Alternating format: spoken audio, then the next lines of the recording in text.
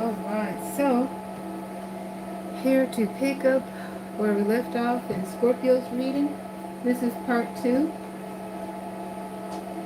In part 1, oh goodness. And yeah, in part 1 we started in the first house, which is Aries house, and we went all the way through the 7th house, which is Libra's house. Okay, so we went through, in the part 1, we went through Libra's house, Virgo's house, Leo's house, Cancer's house, Gemini's house, the 2nd house, and Aries. I said the 2nd house. Taurus's house governs the 2nd house, and Aries the 1st house. Alright, so here we are in the 8th house now, and that is Scorpio's house. So we'll be looking at Scorpio's connection with other Scorpios. Alright, so the intention here is to see the trajectory and the way energy is moving through the houses. So I'm going to, hello, greetings. Thank you for being here, and thank you all. Thank you so much for your support on the video and on the channel. Hey, Trouble Clef, I love your name. Thanks for interacting with me in the chat. So we have the, I'm looking for the trajectory and the way energy is moving through the house. So the way I will describe it, basically the objective is to see the energy of it. And I like to be as vague and as objective as possible, so that if it begins to resonate, it should be easier for you to apply your scenario. So we'll see how it goes with Scorpio and Scorpios. Hey, I like your name. D. I like the way you spelled it. I'm going to call you D. D7. Alright, so let's see. I want to start out with a stacked deck. So all the decks are stacked here. Alright. Dear Holy Spirit, please put resonance in the deck to give me a reading for Scorpio in the houses. Starting out with Scorpio in the 8th house. So we have the Ace of Swords there. Judgment. 7 of Cups. Alright, so let me go ahead and clarify that to make sure. Those are the cards I'm supposed to get. Queen of Pentacles. Judgment. Queen of Swords. So yeah, I have resonance here. The Judgment is clarified with the Judgment. And so everything makes sense.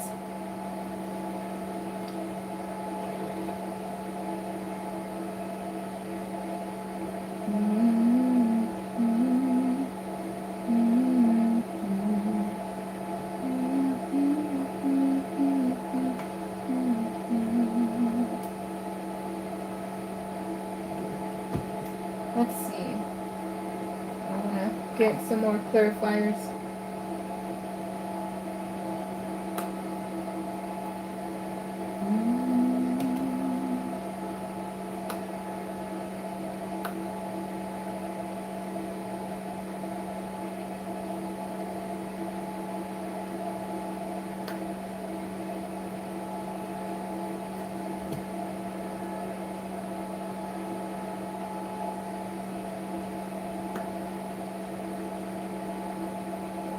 Okay, yeah.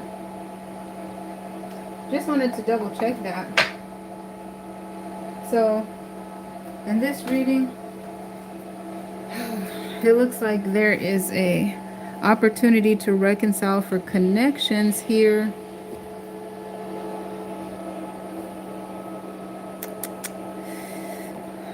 Scorpio and Scorpio.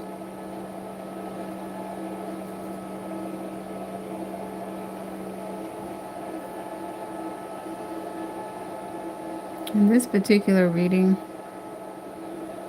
I always pause to make sure because it looks like there's some dissonance. So it looks like there's a repeated pattern here for connections that have been out of touch for a while and may have just begun to reconcile and come back together.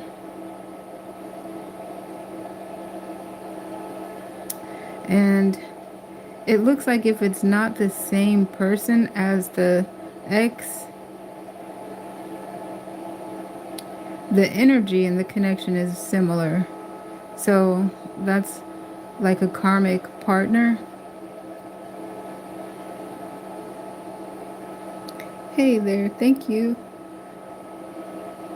Oh, hey Aquarius, what's up?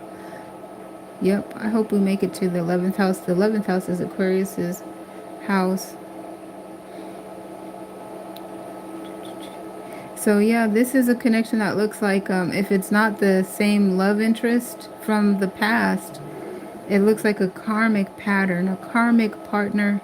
And how I describe that is haven't actually used that in a while, but it's a personal philosophy that I have, especially if there wasn't time to heal from a previous connection, that the next connection has a high probability of having similar energy of that past, of that soulmate. And so the energy, the pattern, the karmic pattern, so I describe that as a karmic partner. The energy is the same.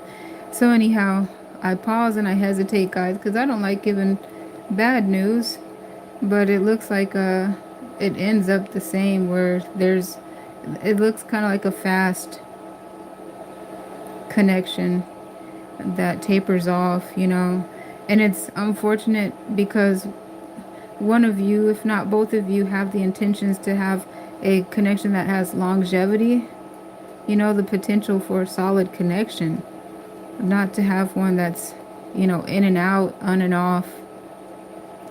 So these oracle cards, I wanted to pull them to make sure this is the energy that I'm getting. And so here's one that says calling in your soulmate. So here it describes, so like I said, usually karmic partners, I find them, it doesn't necessarily mean, let's see here, it's interesting, like that you're not healed from the previous connection, but there's some aspect,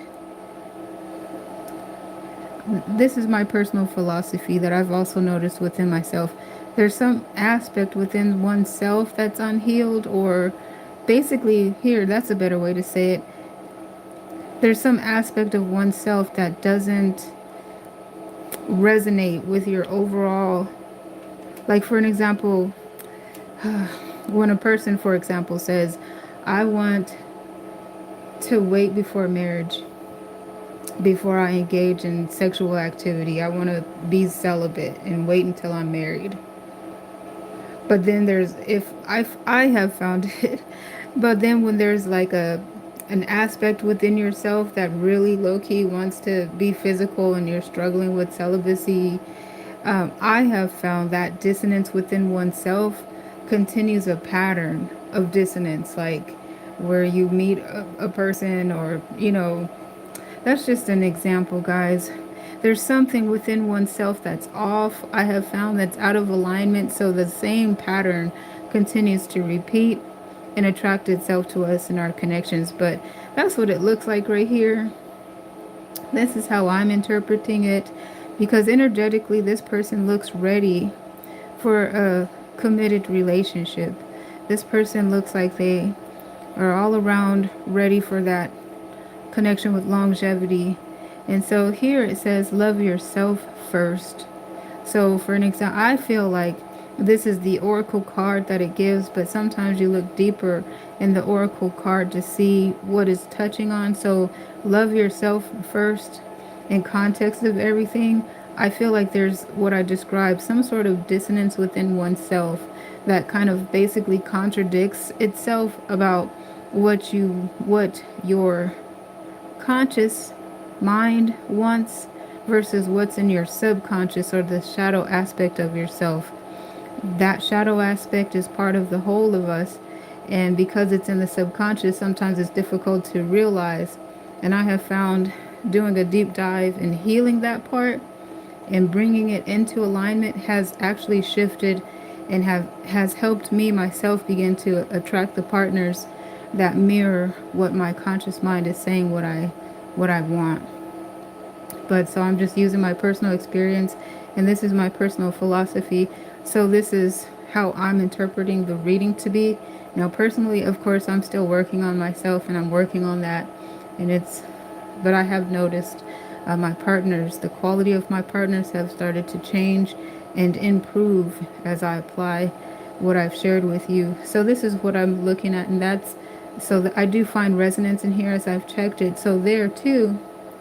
Now, it's not to say that the connection is all the way broken, but here it looks like there's some dissonance with the Seven of Cups. So again, with this opportunity to reconcile and or calling in a new connection is what it looks like. But then it looks like there could be a repeat of this connection not working out for reasons described energetically. So that's the Seven of Cups. This is emotional disorientation or some confusion, maybe some disorientation. So the Queen of Swords, clarifying that, lets me know that indeed I was supposed to have that Seven of Cups. And I feel like this is, if it resonates with you, the puzzle piece to this confusion is right there in what has been described. Doing the inner work and checking out, So what has worked for me, using myself as the guinea pig, is check it out, vet your connections, knowing that, and explore yourself, the subconscious part of yourself, the shadowy aspect of yourself, and find the dissonance there. And then you can work on bringing that part of yourself into alignment, work on, healing aspects of yourself that are not in alignment with your conscious intentions, and then start to notice your connections as they approach and vet them and see. Vet them against your previous chapter and see that they're different. I would suggest taking that deep dive and exploring your connections. And then if you see a similar pattern there, I suggest work again in internally with yourself and tweak it a little bit more until you start to notice those connections being what you want. So I have started that type of work, for an example, but like just sharing with you. So now I'm starting to attract the type of connections that I want. But guys, I'm sharing with you, being vulnerable, I have found that I myself am not a match for them. So I've started to call in what I want, but I've noticed that I need to do more inner work to be the match for them. But I'm just sharing you part of my journey, sharing with you part of my journey to see if it helps. But this is what I'm looking at with the 8th house Scorpio, with other Scorpios.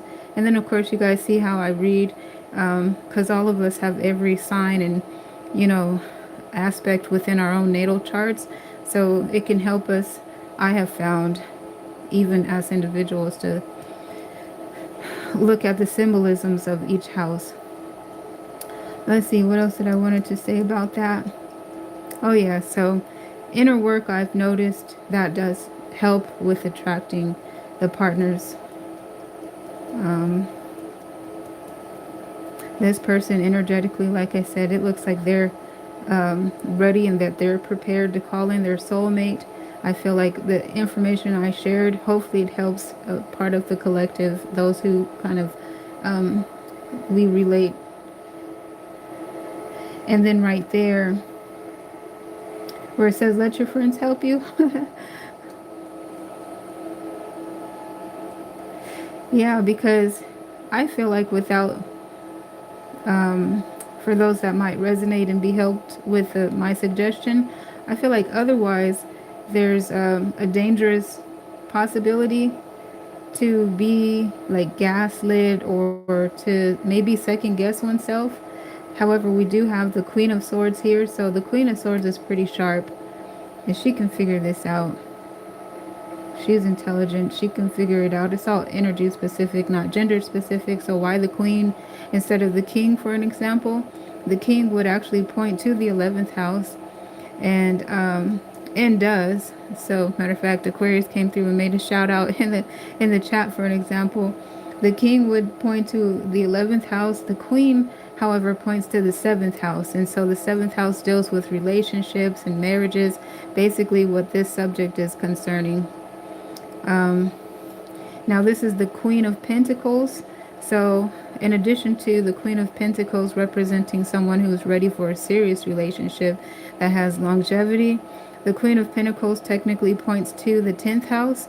And the 10th house, the regent planet there, is Saturn. So, there's a checklist, rules, regulations, expectations, boundaries. And when someone violates the boundaries, there's boundary crossings, there's offenses, and then there's toxicity with those blurred lines. It could also allude to addictions and overindulgences.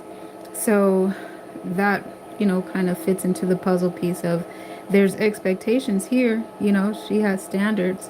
She wants a connection with longevity, for an example, something that you can build with and build on. And so when there's dissonance, you know, a mismatch, or someone is not checking all the boxes, then there's that repeated cycle. There's a fast burn, a fast burnout. And so calling in your soulmate, you could definitely indeed most likely be calling in soulmates for you. But again, it could be a karmic pattern, so with that pattern, a karmic partner. Because technically, the way that I understand soulmates are the connections that come into our lives to teach us something. So definitely soulmates, and could even be twin flames. So there's could be mirroring. And when I say Scorpio, for example, it could be you, the viewer, and your person of interest both mirroring each other, coming into the connection with the intention to move it to a higher level, but something on the checklist is not resonating, for an example. That's what's being described there. All right, so now moving to our next house, which will be Sagittarius. We'll look at Sagittarius and Scorpio connections next.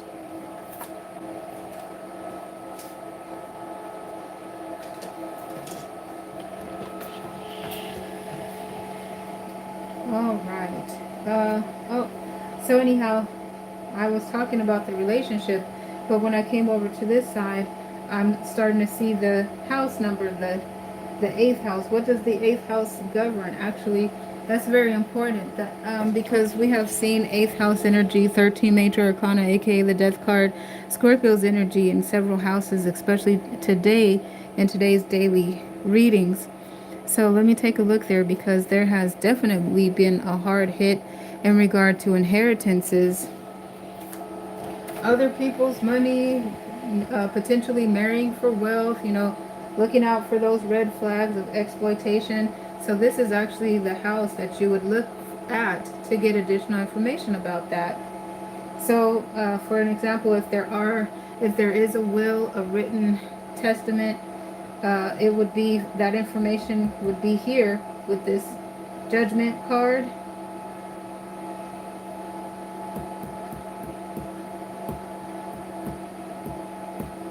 Okay, so you would find that here.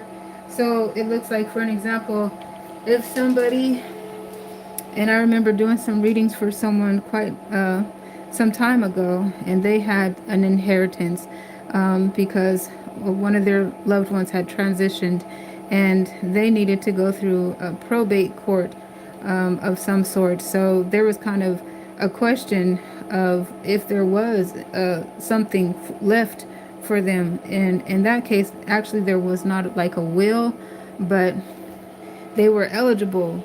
They were entitled. So anyhow, if somebody wanted to get a reading and they had that type of question, this would say yes. The Ace of Swords, the Queen of Pentacles, calling in your soulmate, that would say yes. There is. And then this also would talk about going through the process to establish that, to claim it. And then here is the energy that would talk about receiving it. And then here, let your friends help you. It looks like, there is more stages, more phases that you would be going through.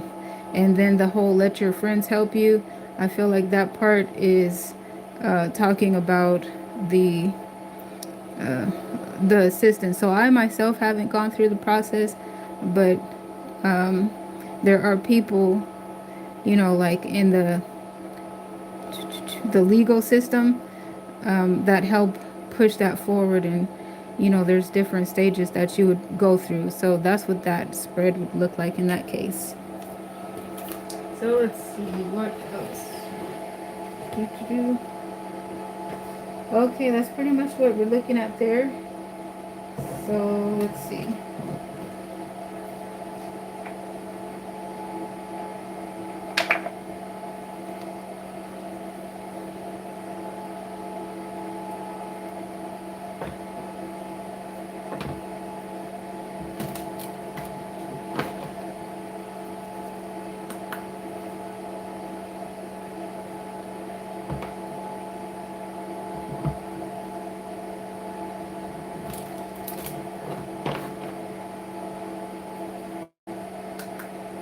It's about understanding self. Yeah.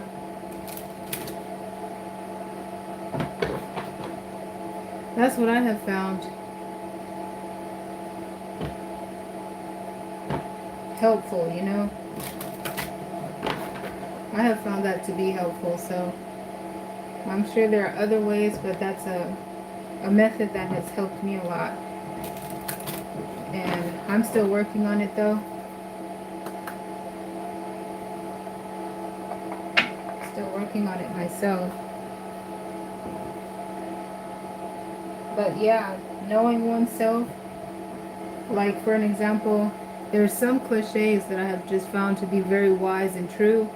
And initially a mystery to me, it was an enigma that through my experience I have started to understand it. But a lot of people I have found, they understood that principle right away. But for me, it's something that took time for me to understand. So you might be one of those that always understood this. You might have always understood this. But for me, I had to learn that it's really difficult, if not impossible, to truly love someone if you don't love yourself first. If you don't know how to properly love yourself, then the cliche or the saying is that it's impossible to love anyone else. So for me, that's something that took some time for me to learn, because personally, I would always be a people pleaser. I'm a people pleaser. And so I always thought that it was easy for me to love others, but even though, I kind of did not love myself at that time very much. The love that I had for myself was on a different level, and it wasn't my first priority. So I would often put people before myself. I was a people pleaser. But what I learned, though, it took a while for me to understand. And then, of course, when I started to realize, because I'm a people pleaser and I do want to love, I want to love true, If somebody that truly wants to love someone. But personally I have a Venus a Virgo Venus. My Venus is in Virgo, and my sun sign is also Virgo. But so when I realized that I want to love, and of course I want to love true, and when I realized I can't love others if I don't love myself first, for me that was the catalyst to learn how to love myself so I could be a better lover for others. It's something I'm still working on, but I have found it more helpful. So it's almost like, for an example, if you try to brush somebody's teeth, but if you want to help someone and you want to brush their teeth for them, but if you have no experience brushing your own teeth, it will be difficult to adequately clean someone's teeth properly if you don't even know how to clean your own. For an example, because you might be unaware of tearing their gums, being too rough, being too hard, not realizing what crevices that you need to get into and how to get into them and what to look for, what type of floss is the best, when you need to get a thick floss, or if they need a thinner floss, and start to, what I mean, the better that you know how to floss and clean your own teeth, then the better that you are to service others if you want to help them with theirs. So it's the same. I had to learn that. It's similar with love. Another example, like on the channel, I talk about twin flames a lot, and the mirroring that I see in the twin flames. And then I realized through my work, especially, and even my own experience, that, oh my goodness, you could be a twin flame and not even know that you're a twin flame in your connection. And so I know personally what it feels like to look into the mirror that others present when we're dealing with them on that soul level, to see that mirror and be afraid of what I see in the mirror, not knowing that it's a straight up reflection of me. I'm looking at something in myself, but it's in them too. But if I don't know myself well enough, then I don't recognize it in them. And if it's something, it could be, if it's on the subconscious level, for an example, something that I have dismissed, something that I'm ashamed of, something that I thought I hid, buried, but it's actually not buried. It might be hidden, but it's not buried, because all I did was brush it under the rug, which in the psyche is just the subconscious. It didn't go anywhere. It's just in the subconscious. It's still there. It's still live and kicking. It's just back there in the unrealized mind, the unrealized aspect of one's mind. That's where it is. So when it's back there in that shadowy aspect of oneself, then when you see it in someone else, it can be quite frightening, because, for an example, if it's shame that's back there, something that you haven't acknowledged, you haven't addressed, you haven't accepted, you haven't begun to heal, you haven't begun to understand it, and you thought all you had to do was just shut it out, and you thought it was good. That was good once you shut it out of your mind. Sometimes the mind will shut trauma out on its own. It'll just do that automatically as a safeguard. The mind is designed to do that. Certain types of trauma to help us continue on in life. Some trauma is so severe. Trigger warning. Trigger warning for this part. Anyone too sensitive, please. I'll give you a moment to sign off, because it could be pretty deep and intense, but and plus for YouTube guidelines, talking about certain matters, and it's triggered. If there's no warning, sometimes that'll flag the content. But yeah, so twin flames do that a lot, because the twin flame connection has that potential to mirror soulmates. It's a soulmate and it's on a twin flame level, that mirroring. So if when someone is not familiar enough with themselves, they don't know themselves enough, the mirror reflected in their person, which is something in them, too, it starts to ricochet sometimes.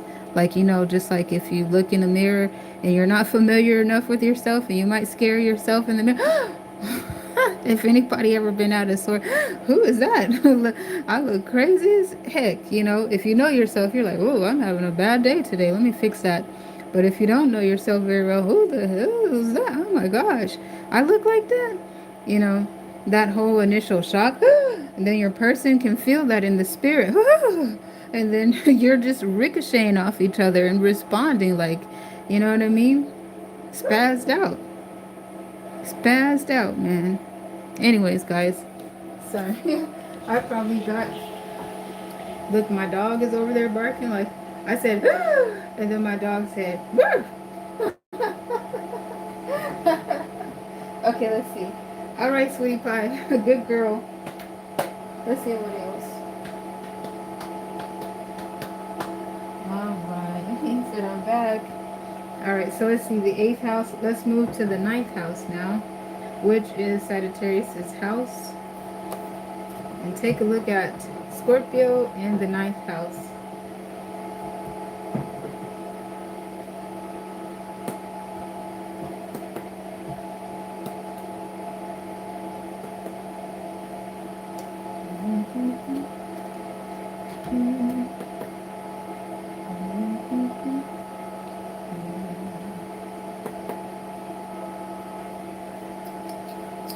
Oh Lord.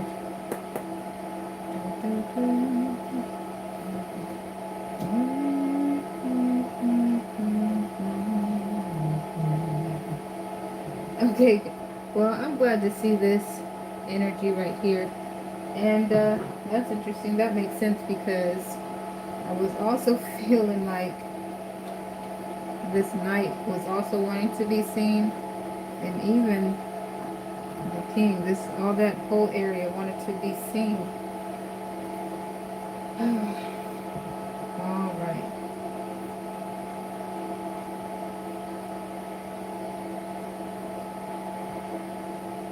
So what it looks like is this right here.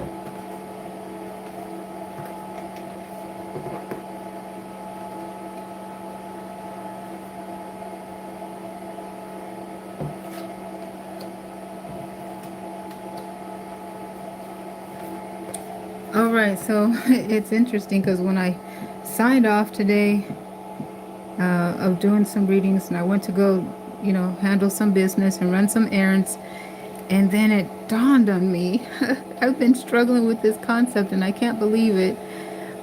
Some of you, hopefully you caught on to it yourself. You probably did because it's so common sense now. But I first seen it in the 12th house. And while doing a 12th house, were we doing a 12th house reading? And also a 4th house reading. I had seen a similar energy, guys. But I remember first seeing it in the 12th house with Pisces. So now we're in the 8th house, another water sign, Scorpio.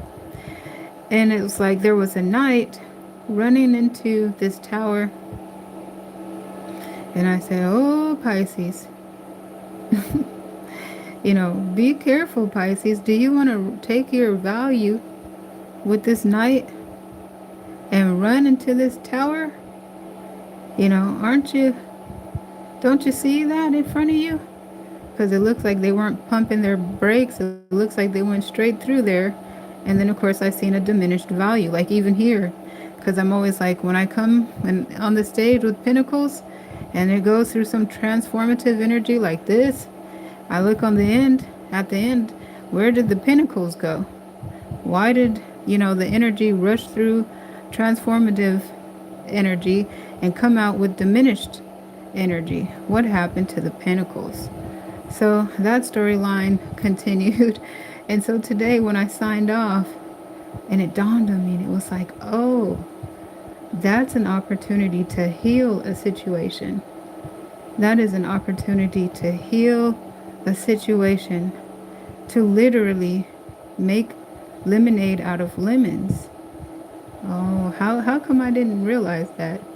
And then, but it was really beautiful as I didn't realize it, and I was just reading what I seen, and I was marveling And I knew too. I said, wow, this is how Pisces turns, flips negatives into positives. Whoa, this is like a schematic showing me how Pisces pulls the rabbits out of their hat. And then, it was like this tower right in front of me, because you guys, I'm really a visual person. You probably are too. Started to turn into a moon. Like instead of the tower, it was like a moon suddenly. Moon energy. For me, it was so beautiful. And it was the Eight of Cups instead of the Nine of Cups there. And so the visualization for the Eight of Cups, I started to see, it looked like there were seeds there. So I said, oh, there's the pinnacles. The pinnacles are those seeds. The moon energy is given, the energy to germinate those seeds, and the tower is acting like the ground that you break up in a garden before you start to plant the seeds. So everything is actually right there as it needs to be.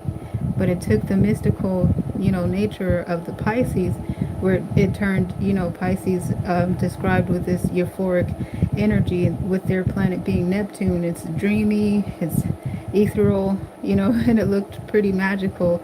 And so does Scorpio and Cancer, is the water signs. They have that aspect to them.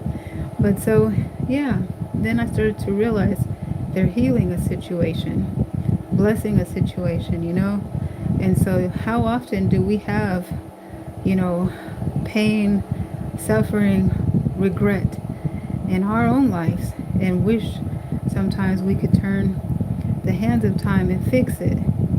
And so it looked like Pisces had found an opportunity to try to heal a situation. But I can't speak for everyone. Like I said, I try to be as objective as possible so that where there is application, you can find that for yourself, for your own storylines.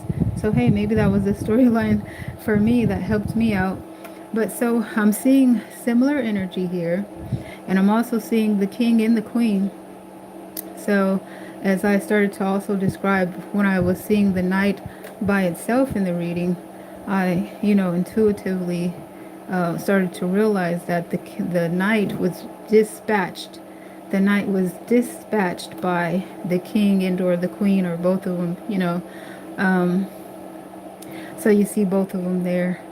And like, the queen and or the king dispatched, and they have two options in this deck, to either dispatch a knight or to dispatch a page. So there's some significance in the fact that it's actually a knight, regarding the level of momentum and intensity that it's moving, as the king and queen are likely back at the empire, in the kingdom, and they don't really leave, they more so delegate. So, oh, okay. So here on the stage we see the pair, the king and the queen on the stage, dispatching their Knight of Pentacles, describing the forward movement, and we do see that there's a tower right there. And so with that understanding, now in context, to see the Nine of Cups, which is satisfaction, confidence, faith. Oh, I have that understanding. All right. So it's like they're blessing, healing something, and or capitalizing, off of a situation where they are flipping negatives into positives, pulling bunnies out of their hat, and yeah, blessing a situation, turning lemons into lemonade. Am I repeating myself? Okay, there we go. And that's what we have, energetically speaking, in this connection with the 9th house, Sagittarius' house, and Scorpio's house, the 8th house.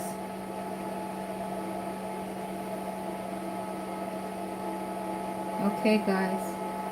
So basically turning a misfortunate situation into a better situation. The positive thing about that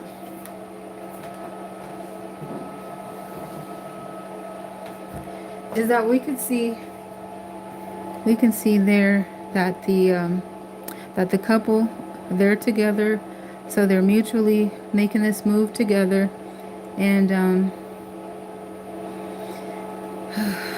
Okay, guys, so we're in the eighth house, and so we've just visited the eighth house, and the eighth house has been making its entrances into a lot of the signs in our readings, in our daily readings.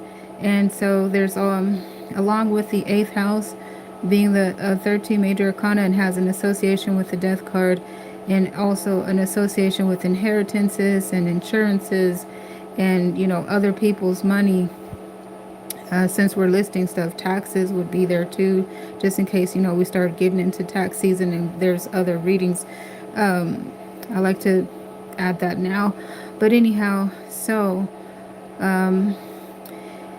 we looked at Scorpio's house in the eighth house, and we seen the likelihood of the inheritance being there, and we described it was a really straightforward process of being able to detect that in the readings. So now the ninth house is a house that governs travel of the physical body, and also travel of the mental psyche.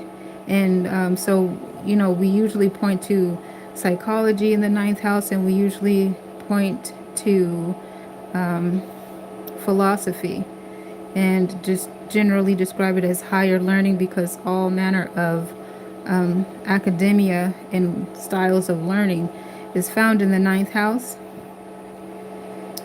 So, we know that there's a heightened energetic reading throughout the houses, talking about the inheritance, and someone has passed away, someone has transitioned, and so let's see, what else did I want to say? I kind of get caught up in my mind, because occasionally that type of reading will come on the stage for me, and it's when it does, it's so pronounced, and it's kind of difficult. I try to be careful with my words, but let me see here. It's like, whew. It's amazing how many other things are also associated with the eighth house, not just the 13 major arcana, not just the transition of someone, but right now that's very pronounced. So what did I want to say? Okay, guys. So here, right, this tower could represent that transition, and it looks like the couple is paying respects, and the family is paying respects. Oh, that's what I was going to mention, is the actual houses where you'll look for information like that. So where has these energies, what houses has this reading come into? The second house. Okay, the second house, because the second house governs contractual agreements. The second house governs money, so personal income. The second house governs like, why am I seeing it in the second house? Contracts, money. So seeing it in the second house. Then other houses, the fifth house. The fifth house, it showed up because when someone is going to inherit money, sudden wealth, there's always and especially when you're doing a lot of readings about relationships and love, then you're going to run into dynamics of exploitation, where some of the courtship and relationships and marriages that take place. But we're talking about the fifth house, which governs romance and courtship, is going to be exploitive. Like, some of them love interests are going to be the gold digger. So there's a level of high alert for men and women alike. And so you could look in the fifth house for that. And what else about the fifth house? Okay, whenever somebody runs into some sudden wealth, the fifth house governs risky investments. So that energy is in the fifth house too. And then another house, the seventh house, the house of love. So we've mentioned some aspects in a relationship, in the courtship, to look for elements of exploitation. and disingenuous people that are there, for the money. If the money wasn't there, they wouldn't be there either. Type energy. The seventh house governs marriages. The seventh house also governs contracts, and the legalities in regard to partnerships, not just specific to marriage, but partnerships like even business, co-working type of partnerships. And so another house that you might, let's see, I was like, what about the 10th house? Speaking about like partnerships of not just romance, but work partnerships you can find in the 7th house too. Let me go in order. Then the 8th house, of course, that's where the actual transition is taking place. So you'll start to see that energy there in the 8th house. The 8th house deals with other people's monies. So that's where the insurance is, and the written testament, the wills are. Let's see what else. Now, the 9th house. We're looking at the 8th and the 9th house. So we've gotten to where we are. So let's see here. So like I said, it looks like they're paying respect, and it looks like the travel is headed to ...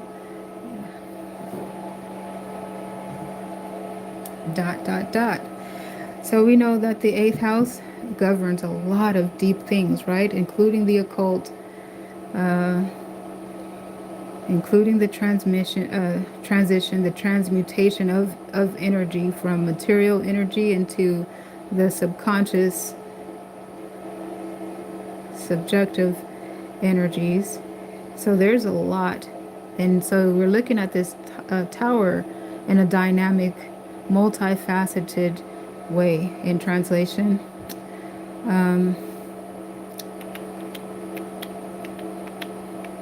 Yes, this is a channel that is Christian, love Jesus. So, the Most High is working with me because my background, I find myself having to repeat it and explain myself because I come from a very serious Christian background, the Pentecostal church, and there's a lot of taboo concepts and fear and spookisms I was, taught. And so now I'm casually saying these words because I've made peace with them and a higher understanding in my own prayer life.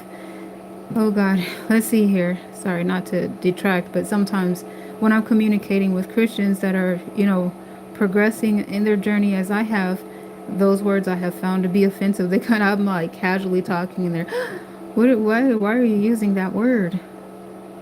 But you do find that energy in the 8th house though. So let me see what else, guys.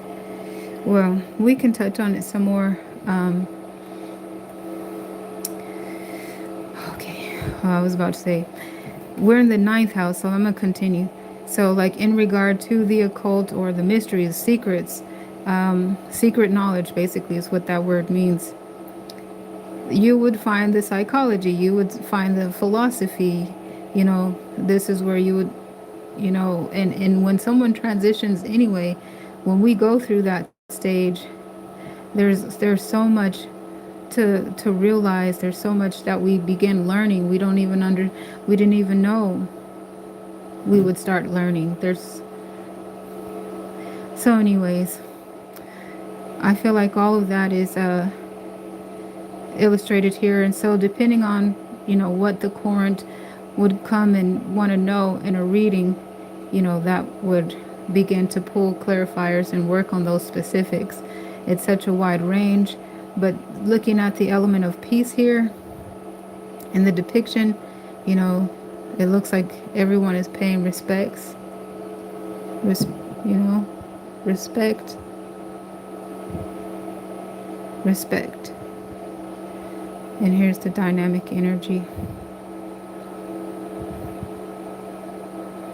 So even right here, this looks like the loved one that transitioned energetically has made peace with everyone, tried to set everybody well, you know, left try to do good by everybody because everyone looks peaceful. Everybody looks like they're paying respects and they look well off. This talks about very healthy, emotional, balanced energy here, and this is after the transition. You know, looking at the emotions, they look balanced and okay, and I feel like that's because this loved one did their best to make sure everyone is okay. And you know, also they just seem to be okay within themselves. You know, they're all holding pentacles here too, dressed very well, in their status coming from the court. You know, the kingdom, the empire, those are court cards. They could have been any cards to show up there, but they're the court cards. So it looks like they're doing pretty well.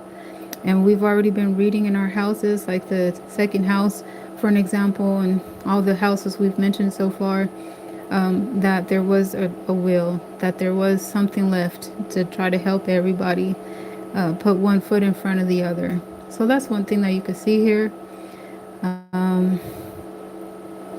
What else do I want to say? The other house, though, because we stopped at the 9 and the 8th. And I think if it weren't for the 8th house, we wouldn't necessarily see these energies in the 9th house. But the two of them, you know, combined, looking at their connections, this is what we're looking. This is what we're looking at. So then, let's see, the 10th house, because there's rules and regulations, and it's the house of Saturn. So you'll see some energy there in the 10th house.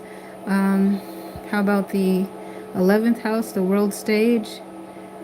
Large groups and organizations. So it depends on the nature, likely, of the person of interest that transitioned, or maybe the persons that were impacted. For an example, if the persons were had a, you know, a footprint on that stage in the 11th house, then there's a likelihood that you'll see that energy in the 11th house as well. What about the 12th house? For sure, the 12th house deals with a lot of deep concepts. And did I mention the 4th house for sure too? Because a lot of times what's included in an inheritance, if nothing else, is real estate. And I meant to say, I didn't finish my thought. If nothing else, then it's speaking on the origin roots, the origin stories. So, you know, when someone close to us transitions, there's something in our origin story, there's something in our roots that are affected. So aside from real estate and property, you can see energy in the 4th house too. So jumping back over to the 11th, oh, the 12th house, yeah, for sure, the 12th house, because that's a deep house that deals with the subconscious, and it deals with subconscious and subconscious energy.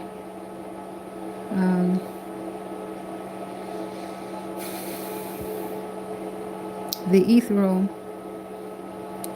the dreams, even. A lot of times, even when someone transitions over, a lot of us might see our loved one in our dreams, but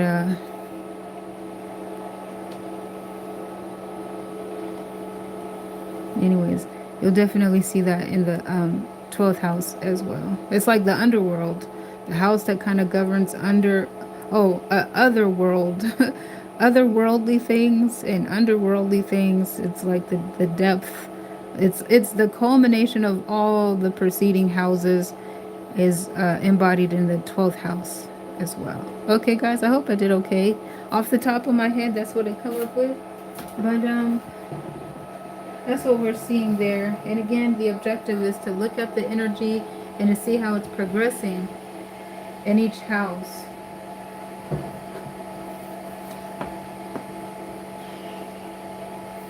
Let's see here.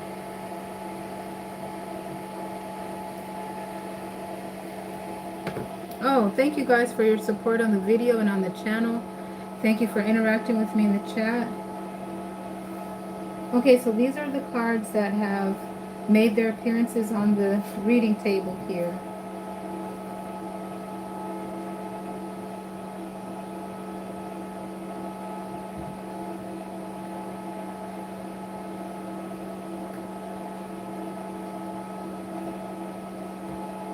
Let's see.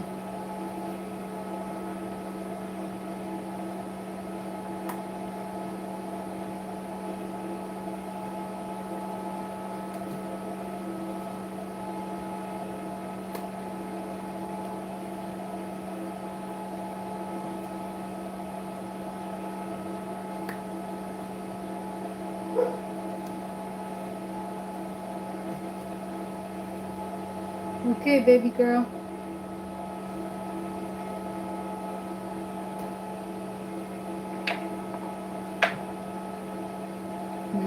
Oh my goodness, guys.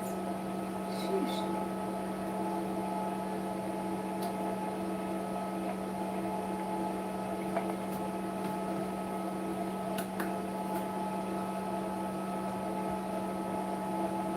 Hello. Thank you for stopping by.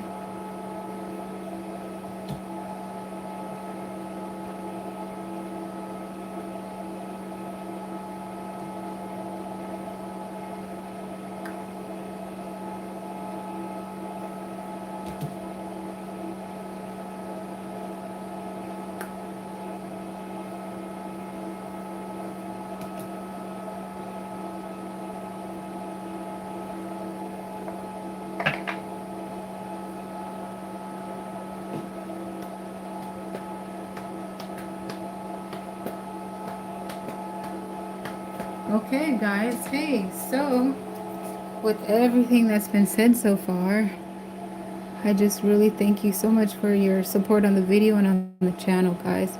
Thank you for your patience with me too, coming like I said, from a Christian background, and I'm just really thankful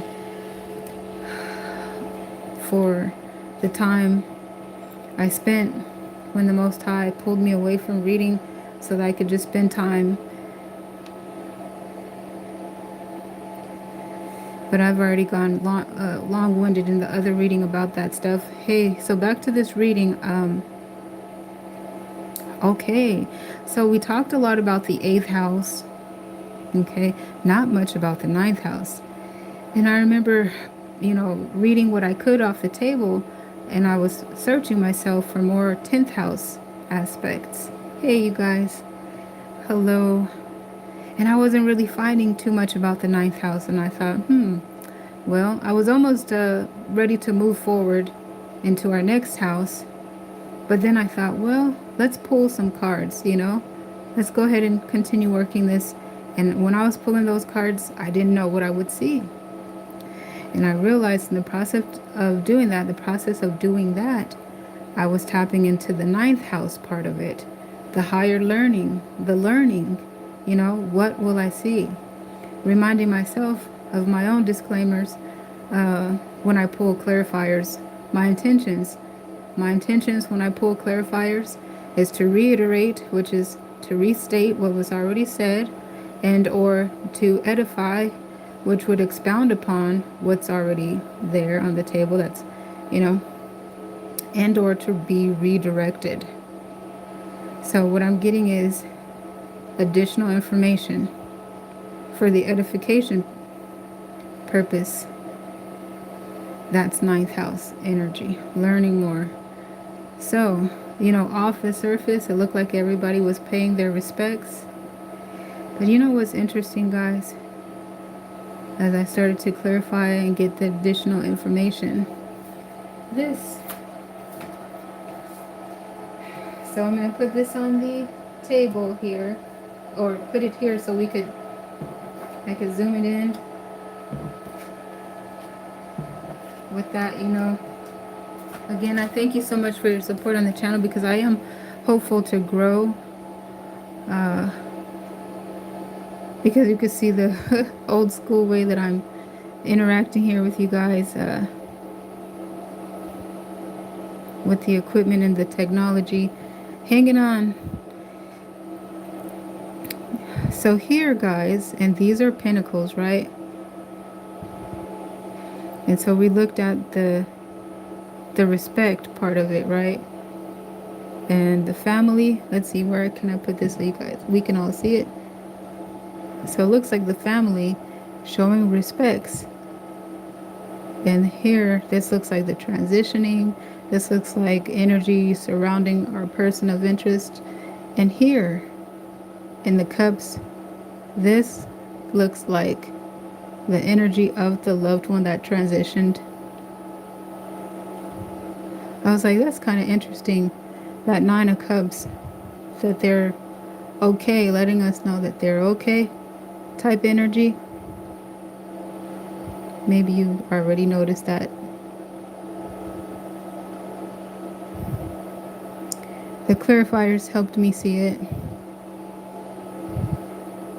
The loved one that transitioned over. So you notice how there's the cup energy, and as I was explaining the different houses, the water element houses, the fourth house, Cancer's house, the eighth house, Scorpio's house, and the 12th house, Pisces house. So you see all the water. This is a water energy. And when I got to the 12th house, it was like, especially with the Neptune and its ethereal there, the dreams that we tend to have. Um, but it's, yeah, I just thought that was, wow, look at that. So, with that additional information,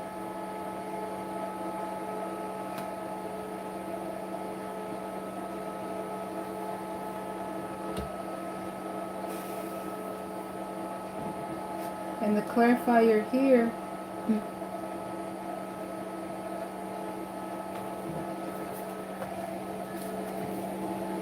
is how it came into the reading.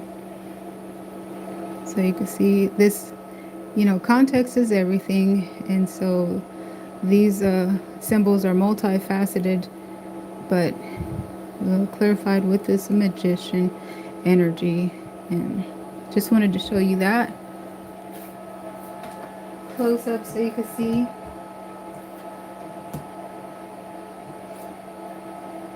Okay, so back to the ninth house, and this oracle card says give your relationship a chance. Give your relationship a chance. So I'm kind of pausing there because all that energy is in the third position. Just for a moment, I noticed the person of interest on the stage, that transitioned over. It looked like that was their energy. Again, these symbols on the stage, they are multifaceted in their interpretations. So shifting gears and getting back into the reading here, I'm going to wait for another application for that third position there. But what I was rerouted to begin to understand that there's some time spent right here in the ninth house in regard to healing family issues. Healing family issues. So it brings me back to some of the readings that we had, like in the third house. The third house governs. Okay, baby. Listen. Can you please be quiet? Okay? That part.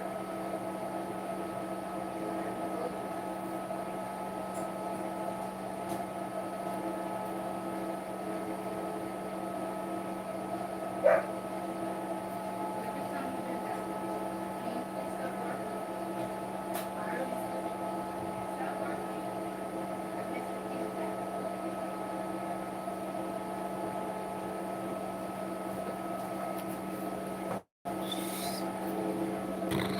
All right. So I was rerouted right here. Ninth house energy, healing family issues. So the Two of Swords is clarifying this right here. And so the first place that I'm pointed to is the third house. In the third house, we have, oh, that's Gemini's house. The third house governs siblings and, the smaller groups, where the 11th house governs large groups. It's the world stage. I like to call it the world stage. It's the large groups and organizations. The third house governs the smaller interpersonal relationships that we have, like our siblings, our extended family, and our associations. It's in our neighbors too. So we have been seeing in the third house and other houses too, even in the second house, the fourth house, of course. We have been seeing some dissonance, and it looked like there was some sibling rivalry. There was some competitiveness going on.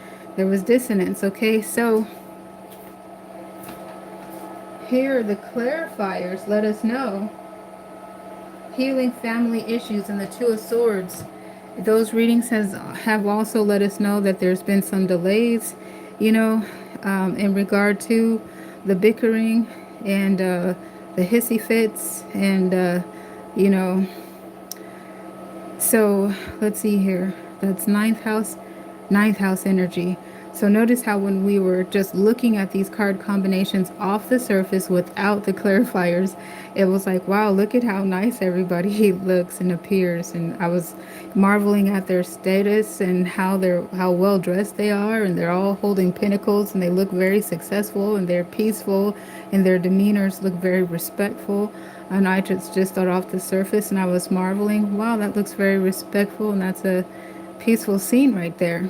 The clarifier lets us know, oh, no, there's family issues brewing under the surface there. There's still some contentions. Some of them don't really feel that great about each other. Some of them don't feel very good about the situation. You know, they're respectful here, and I was marveling at, oh, they each have their own empires, their own kingdoms, and they usually delegate, but of course they've showed up. They're here, you know. So, but it's like, yeah, they're here. They showed up. They're showing their respect. They're governing themselves well. But there's some tension brewing beneath that surface. So that's ninth house energy.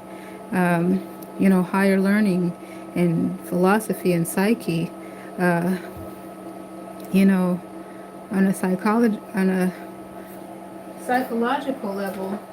So put a pin in that, but that's letting us know, and then it resonates with, it gives additional context to the other readings that we have. As we progress here, you know, we're looking at the religious factors.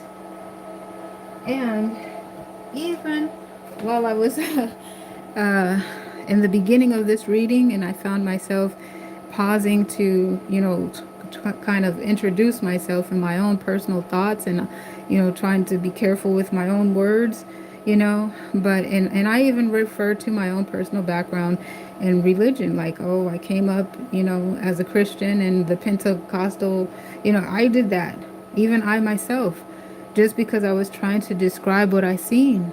And that's a very good point, because it's like, and I've used some words, and I was triggered back into my memory when I was around other Christians, and yes, this is a Christian channel.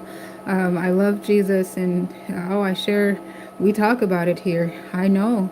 And when I'm around, you know, other Christians, and sometimes I casually use these words, and I can see that they're shell shocked, and they're like, why are you talking like that?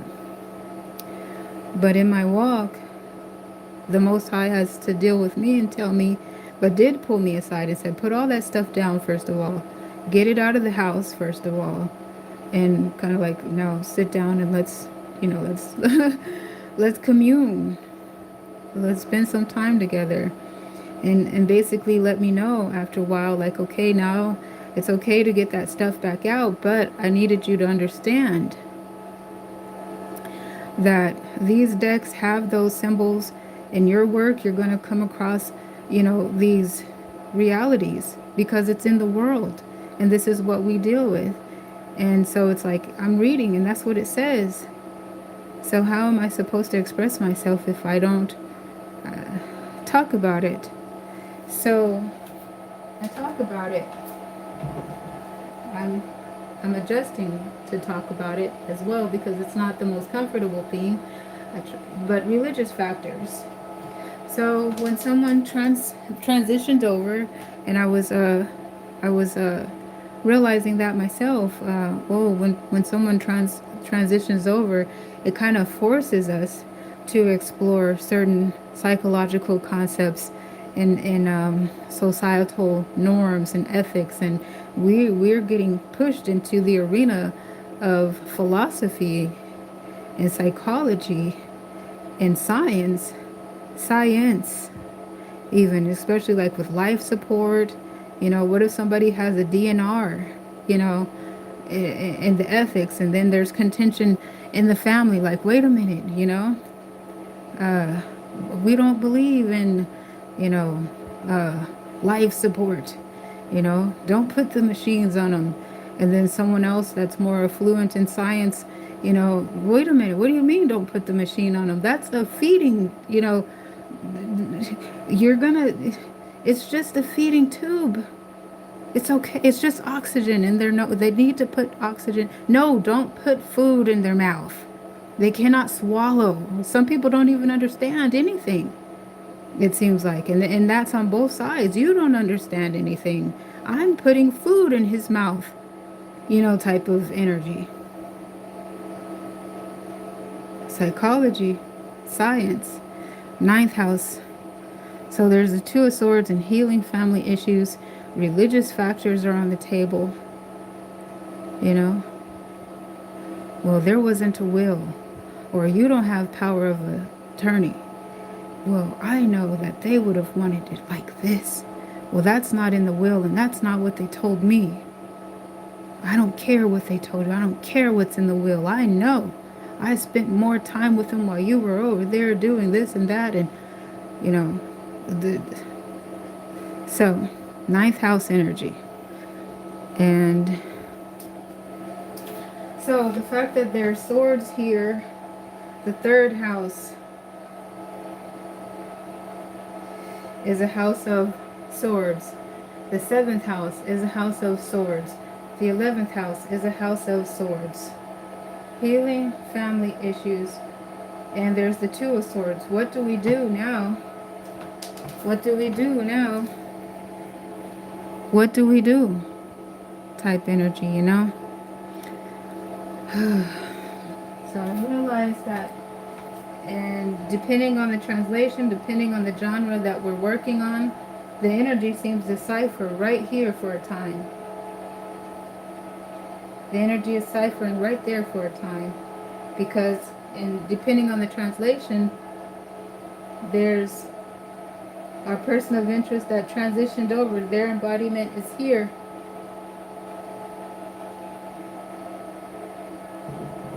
Give your relationship a chance is this clarifier. The Magician here. Everything is coming into alignment. Timing. Synchronicities. So, I like to leave it as objective as possible.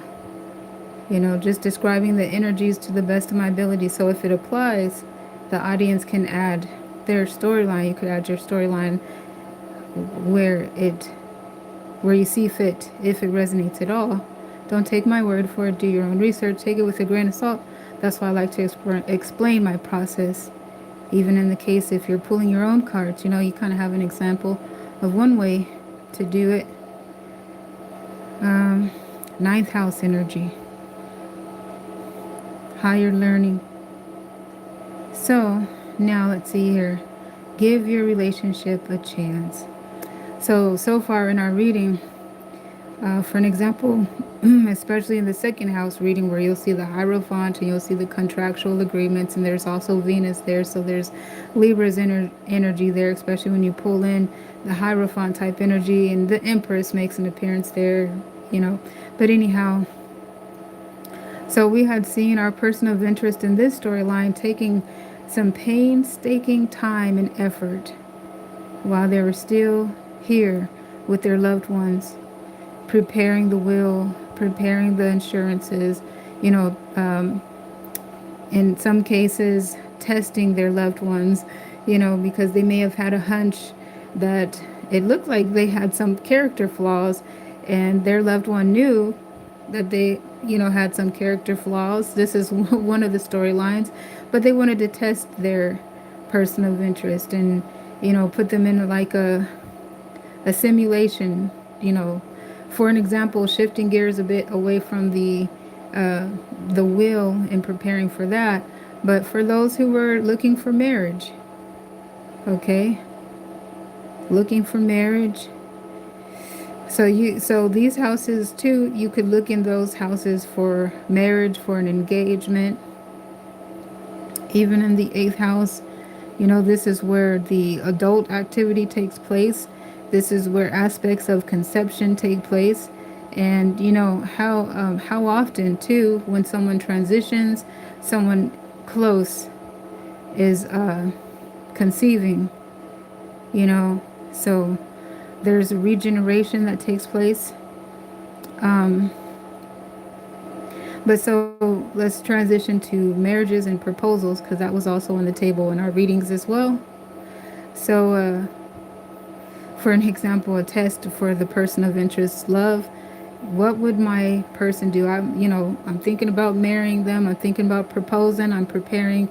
And the best way to pop the question, but hold on, would they still love me if I was poor, if I didn't have wealth, if I didn't have money? In some situation, it was quite clear that their whole life was about to change. They were about to bless someone, their love. Their whole life was about to change being with them. If I didn't have it, would they still love me? If I said no for the first time, would they hate me? Would they break up with me? Type of energy. So they tested him. But anyhow, and the storyline went forward to a high likelihood of their person, their lover, failing the test. But the thing is that they already had a hunch that their person would fail that test. It took a while for them to get over it, though. It's like I had an idea they would respond that way, but actually experiencing it and seeing it and going through this in the flesh is kind of difficult. You know, it brought the connection to a breaking point. And they're still testing. It was a test the whole time, but do they want to tell their person, I was just joking. I was going to give that to you anyway. I was just testing you because I wanted to measure your size. I was trying to get close so I could see, is that a medium, a small? What size shoe do you wear? You know, did you want to go to the Bahamas, or maybe we would go down south? But wow, you're just really throwing a hissy fit. Like they didn't want to, pull the mask off and reveal that now they're shell shocked and they're dealing with. I always had an idea. I kind of had a gut feeling they were only here for the money, but to see it, to experience this cold shoulder that they're giving me, I don't know. So I had seen that there were some breakups. And so, in some cases, the hissy fit continued on. But in other cases, the person, that was thinking about popping that question, in some cases, they did take some time apart, especially because it was the person throwing the hissy fit, mostly going off and shutting down and blocking and whatever they were doing. But the other one just said, well, I knew that they would respond that way. And there was more love than tripping over that. So they decided to go forward with their plans anyway. And in that case, they went back, though, and started to tailor fit the plans. So it looked like there was a lot of planning that went forth just to present it to them in the first place. And it looked like it was more grand than after they saw the failure in that test. So some of the love interests went back to the drawing board, went back to the professionals that they had drafting or preparing to execute the plans, and made some modifications to tailor fit it. In some cases it was like, well, they definitely don't deserve to, I was about to go to the moon with them, but we're just gonna, maybe we'll go to IHOP for now. Maybe we'll just go to the coffee shop for now. I mean, I'm kind of, the spectrum is very vast. I'm kind of laying it on at that point. It looked like they were going to be more grandiose than that, though. But anyhow, that scenario was taking place. So for that type of scenario taking place, we're looking at a cipher that kind of repeats itself around here. So, in the case of a will, a written testament, and the insurances and all that stuff, maybe they were thinking about including some people, then they start to think about excluding some because of the hissy fit. Maybe they were thinking about excluding some, but then they decide to include some because of, The way that their loved one responded. Sometimes they responded in a way that surprised them. The one they thought would stick around, for an example, was the one who had a hissy fit. The one they counted out is the one that stuck around type energy. But anyhow, I said all of that to say, so for some of these storylines, there is a gradient right here where you kind of see the essence of the loved one that transitioned over, observing everything. Now, and give your relationship a chance.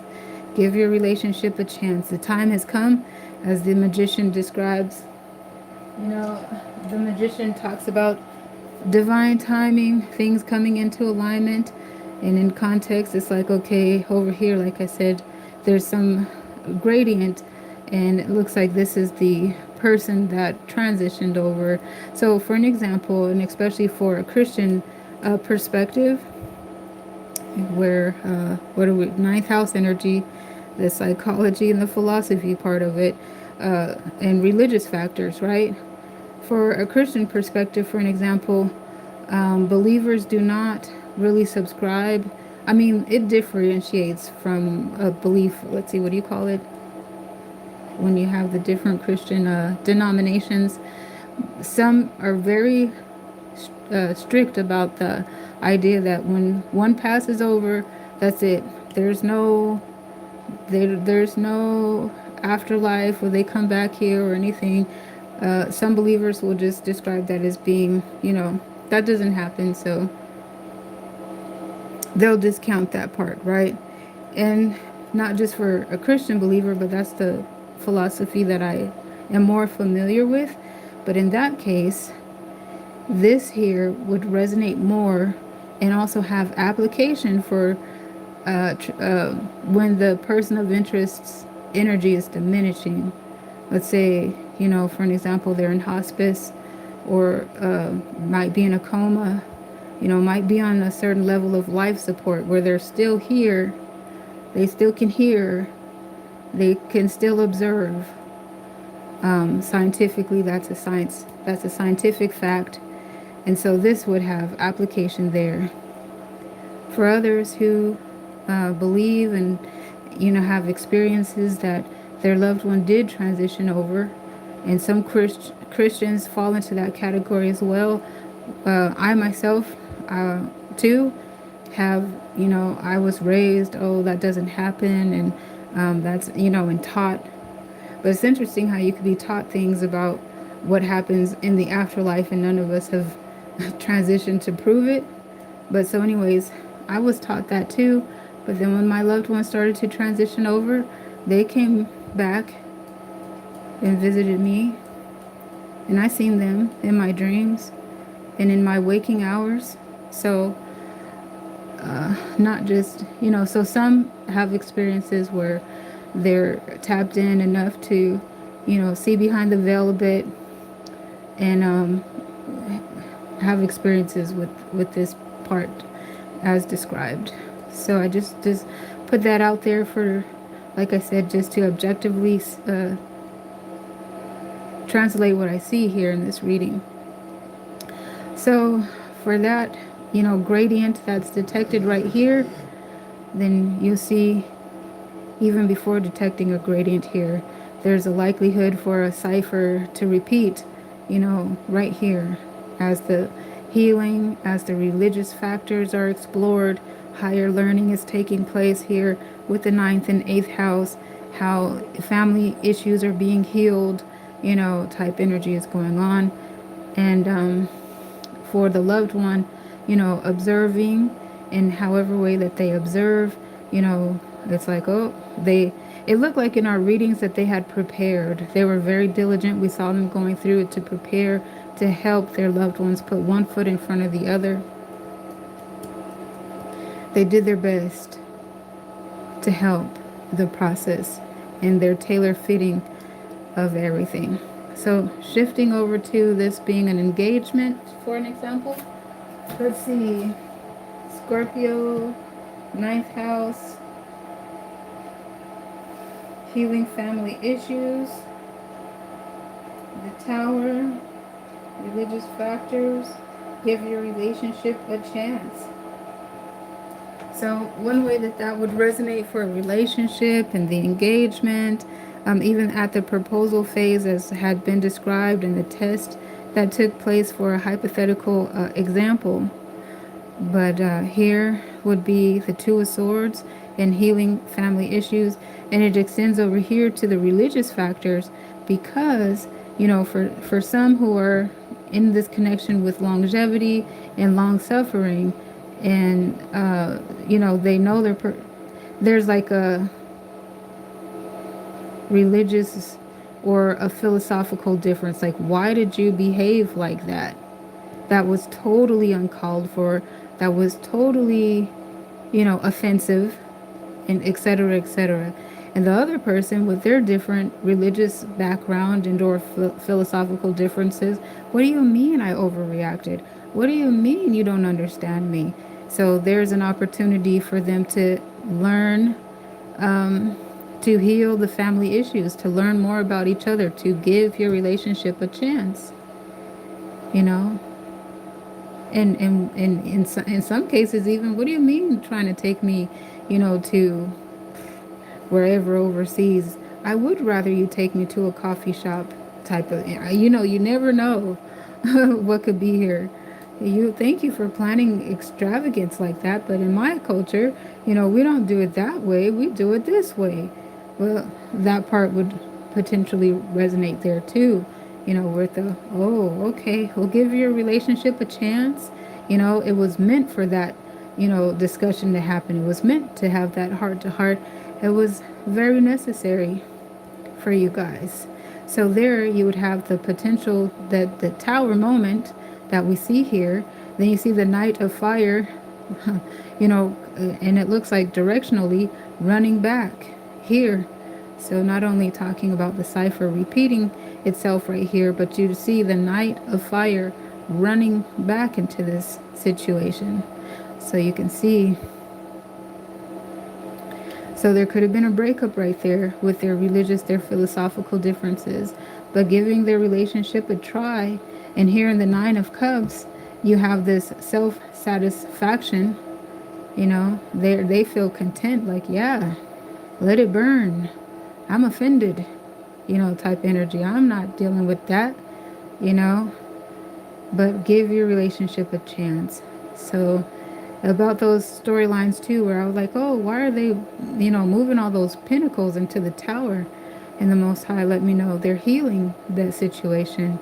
Those are prayers, affirmations, investments. This is them showing their faith. Yeah, the energetically showing faith that they believe in this. This is what they want, to heal it, to fix it. So with that being stated here, higher learning. Now also, I see why in the other readings too, that there was a knight. I couldn't see the queen and the king, but I started to feel their energy there. Oh, that knight was dispatched by the king and or the queen, or both of them sent this knight. But did they know that they were sending it into a tower?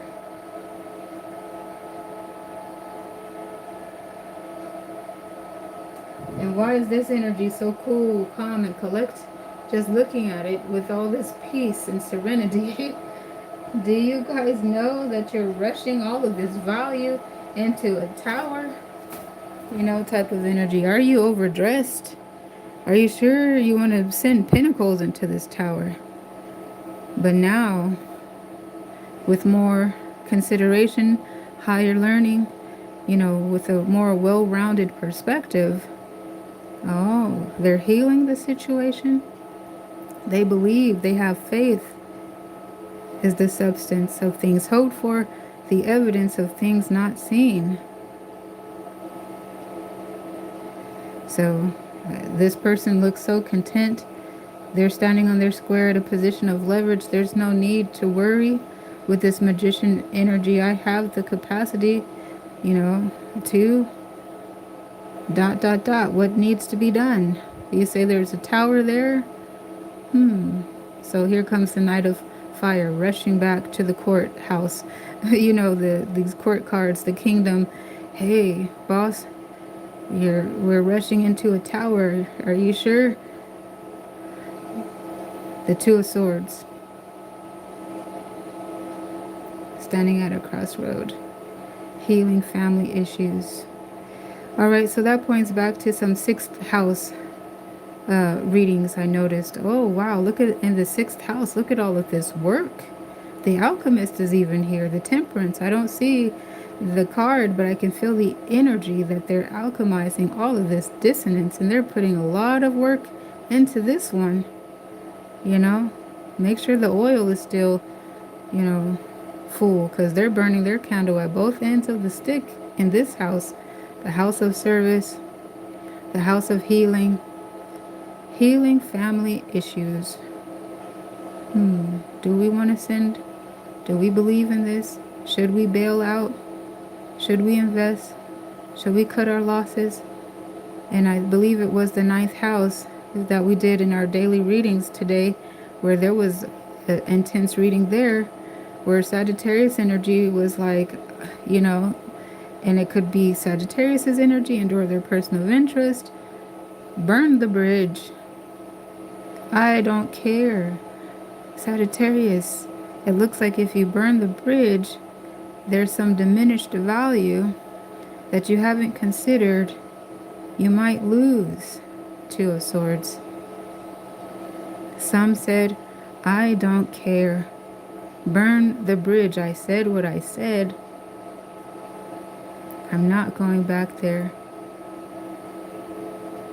And some storylines was like that. Some storylines said, I don't care what it takes, but I'm definitely going back to show my respects, to do the best that I can, while my loved one is still here. I want to heal the family issues. Fourth house energy came to the table, where origin stories are found, the genesis of everything, the root of it all. I'm here, willing to do what needs to be done to heal these family issues, to get closure the best that I can.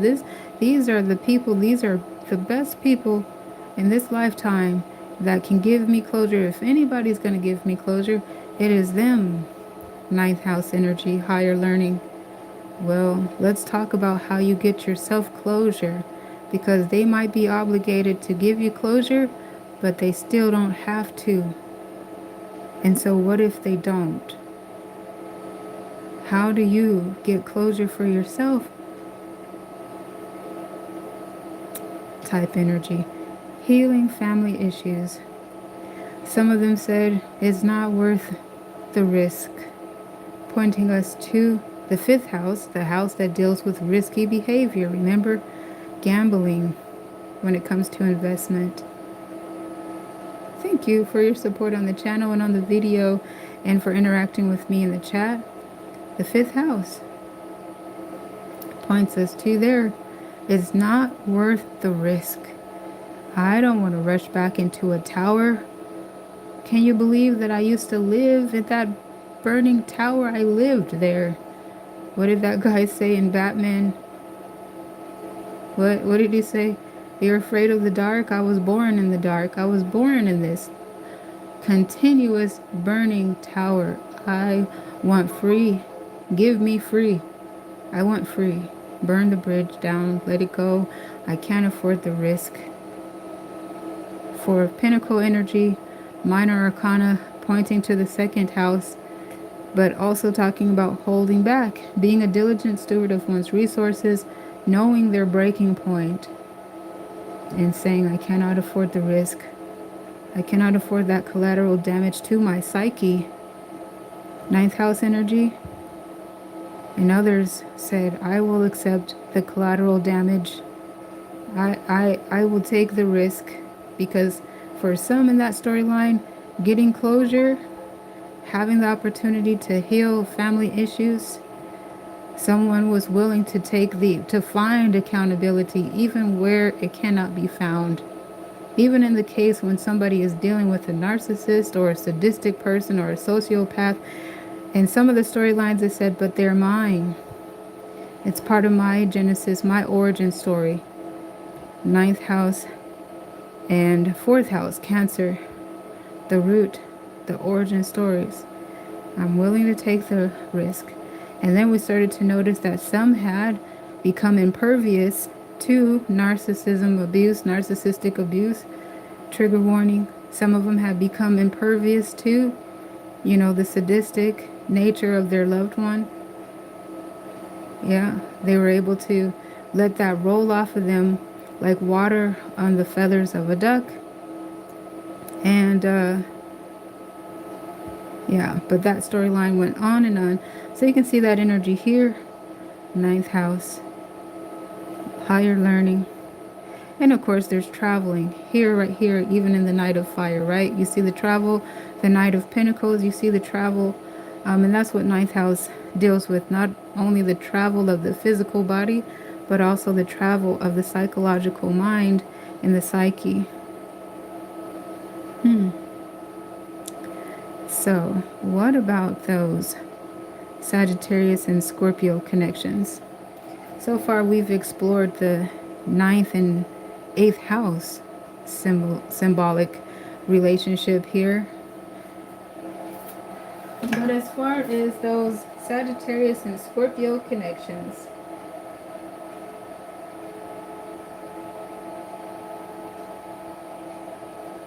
healing family issues,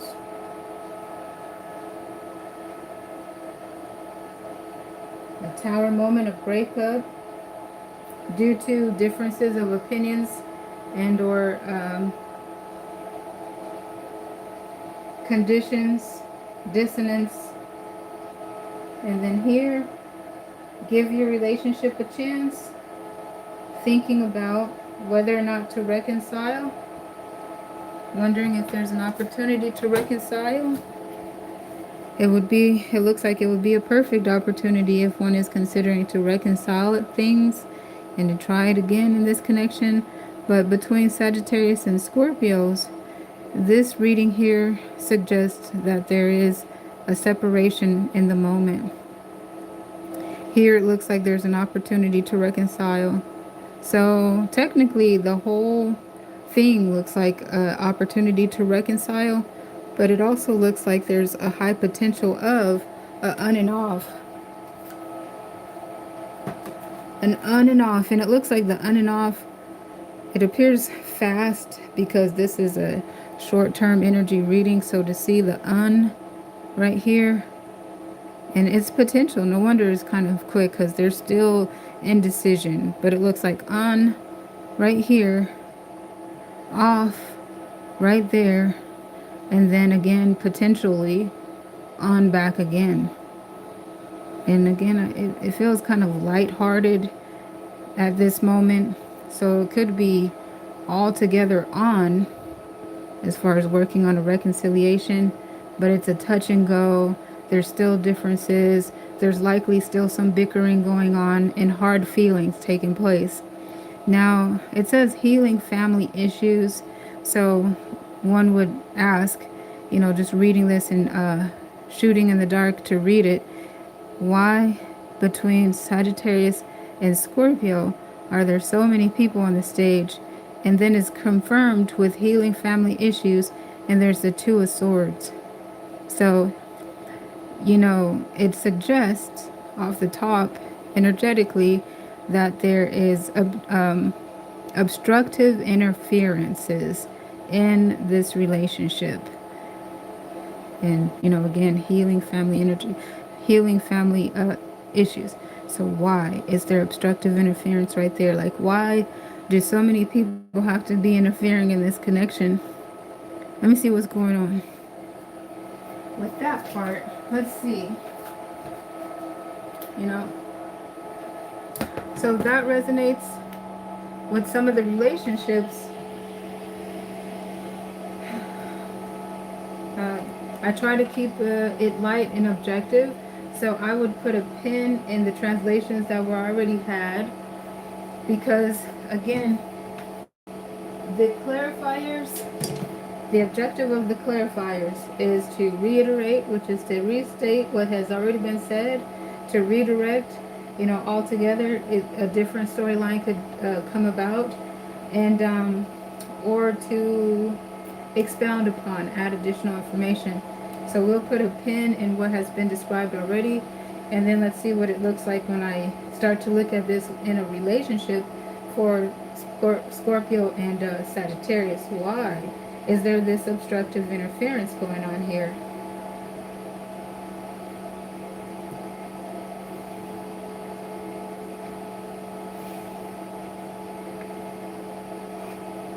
Let me see. So I'm going to use this deck to start working on some clarifiers.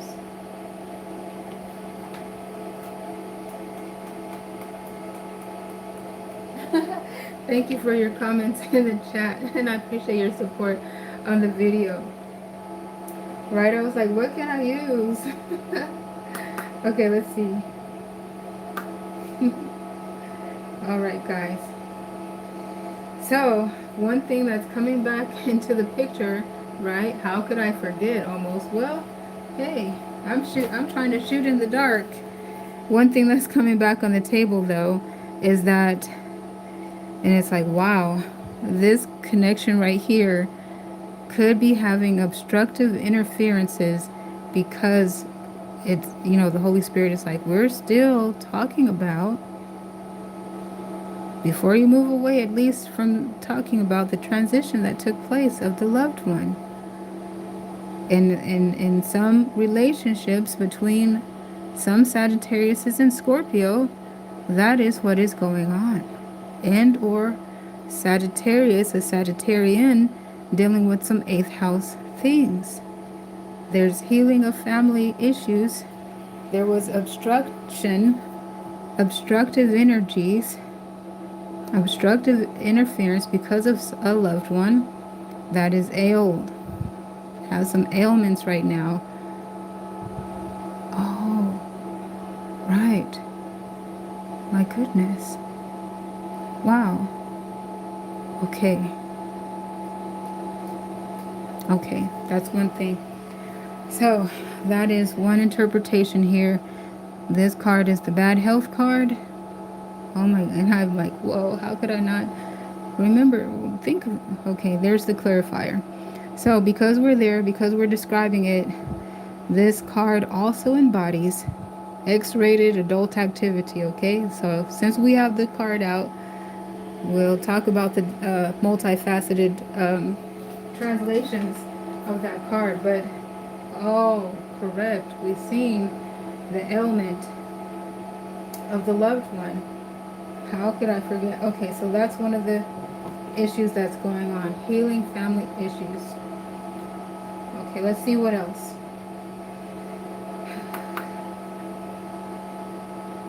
Oh. So the deck.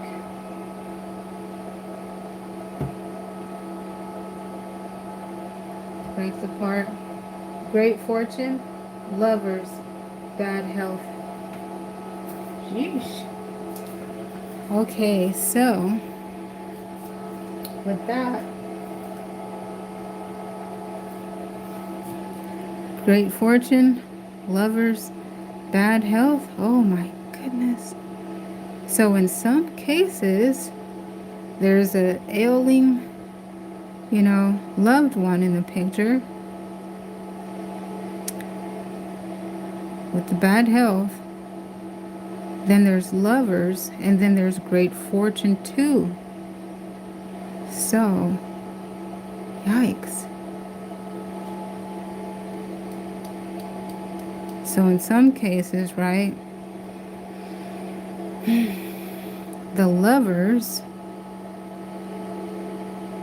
okay, so that could be a Sagittarius if dealing with 8th house energy.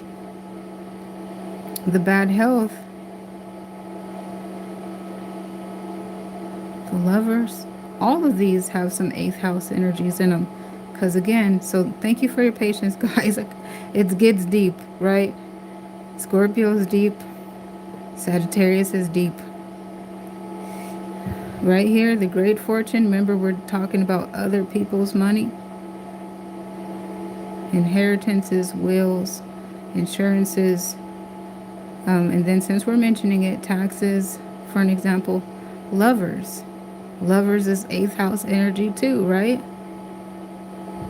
The adult activity, the passion, the erotica. That's eighth house, Scorpio energy. And then also the transitioning. 13 major arcana, aka the death card. All of that in and of itself creates obstructive interferences if and when it's not resonating, right? If everybody's not on the same page, or all of these things aren't on the same page, they themselves create their own dynamic of obstructive interference.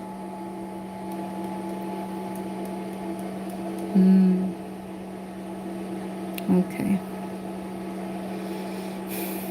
There's that. All right, so let's see.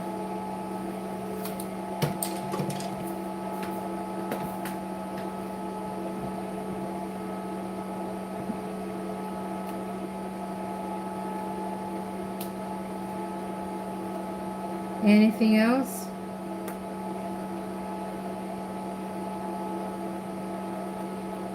Oh my. Yikes. And that's the poverty card. That's the poverty card. So, I mean, all that dissonance.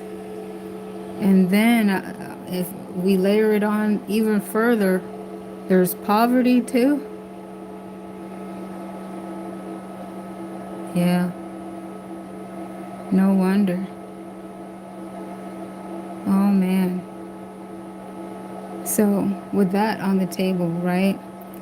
And a person that's financially struggling and has the opportunity to run into sudden wealth, but then they're also dealing with hard-hitting other issues that includes love, lovers, not just love, but lovers, a couple, a relationship, right? Bad health, transitioning of another lover. Talking about third party, this is a perfect example where sometimes third party interferences is not just lovers, it's not the violation of just a erotica, but sometimes it's family. It's family. Like for an example, lovers and a family member that don't get along or have religious, philosophical differences, for an example. And like, what do you mean? Well, yeah, what? It gets deep. What kind of religious, what kind of philosophical differences could bring about some dissonance between the lovers and family? It gets deep. Okay. So yeah, that's deep. No wonder why it felt like that cipher was repeating right here. It was like we can't even really think about coming over here yet. But in a way, it was all blending, but for sure it looked like there was a cipher staying right there for a second. And that's an understatement when I say for a second, right? But it could be for a second, but I mean, that's a colloquial term. Let me try to not OCD on that. Let's get back into this. Let's see, anything else? Okay, so I'm starting to see some repeat themes. The lovers. Oh, the lovers change direction. Whew. All right. The lovers change direction. Whew. Well, we had seen a storyline where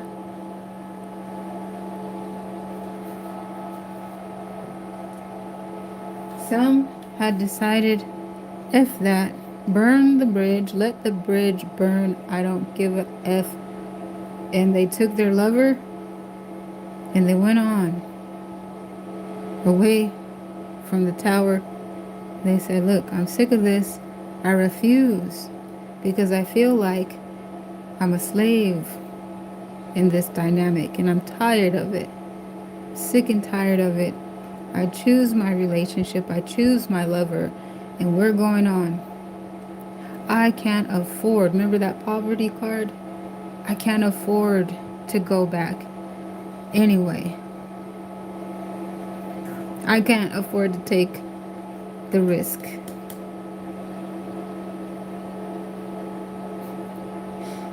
Excuse me. I can't afford to take the risk. So you have that change in direction for that reason. Some decide to go ahead and let the bridge burn. Others decided to circle back and change directions and come back as described. In there for the relationship, some decided to circle back. And what does that mean when they decide to circle back? Some of them say, you're my lover and this is my family. You know, you're my lover and this is my family. And you can already feel where that goes, because I feel like you're putting me in a situation that you shouldn't put me in to have me choose against my family that doesn't have long or they're ailing, versus burning the bridge down and running off into the sunset with you.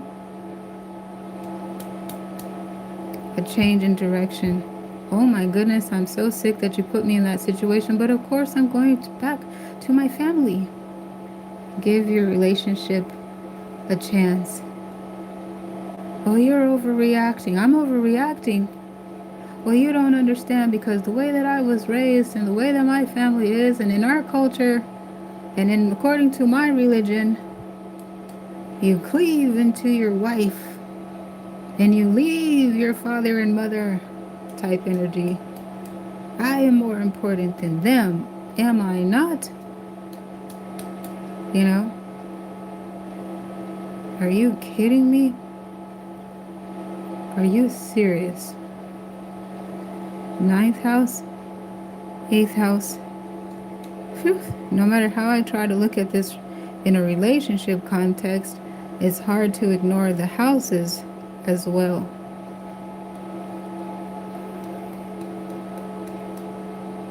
Yeah, you want to have some context about how a religion, but this card says religious factors. So these are all hypotheticals, but generally speaking, I try to leave the reading as neutral as possible and objective, so that the observer, if it resonates, they can put their storyline there, and hopefully the reading is helpful. Otherwise, I always say take it with a grain of salt. If it doesn't resonate, please kindly disregard it. I'll be back to do another one.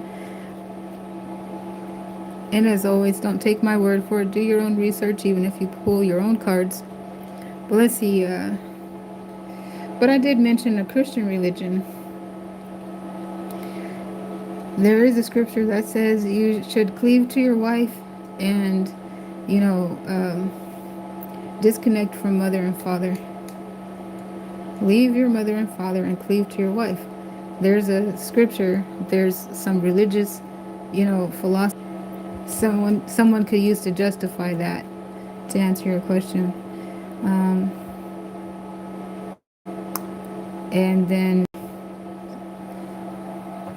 other religions or philosophy, and even that same philosophy will say, yeah, but even in the Bible, you see them circle back around and be with their family along with their lover. But anyhow, the sky is the limit. Different mindsets can clash for a whole bunch of reasons, So when I have that religious factors card, it doesn't just apply to a particular religion, but also a state of mind, a belief system, some sort of psychology or a philosophy difference or issue, So that's a good question. Thanks so much for asking that one. Well, that's pretty much what I got for this house. We still actually have a lot of houses to go through. But like I said, I might have to come back to get into the other houses, which is the 10th, 11th, and the 12th house is what remains. Let's see if there's anything else. Okay, so change in direction, a pathway, thoughts, message of concern, main woman, it says main female, and then despair and gift, journey, and the main woman makes an appearance again. So, here's where if there was a breakup, we're starting to get additional information about how, if there was a breakup, how their person of interest, and I feel like it was described as the main woman. It's all energy specific, not gender specific. I feel like that's describing the potential for reconciliation. Somebody splits, they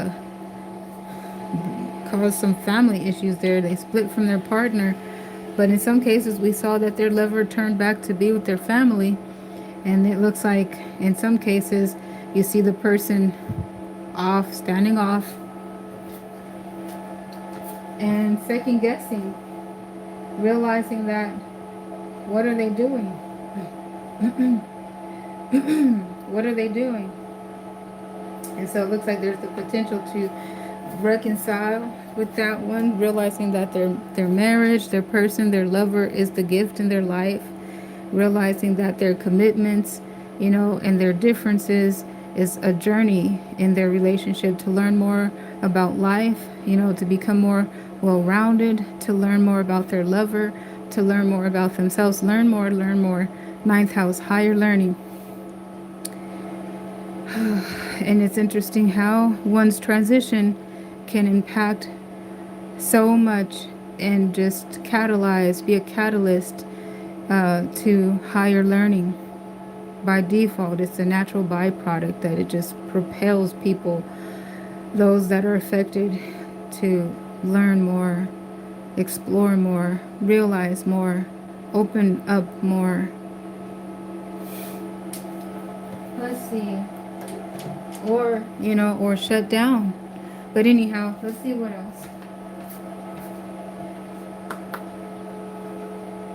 Okay, so there's also a house that's making an appearance. That house has been making appearances, and thoughts come up.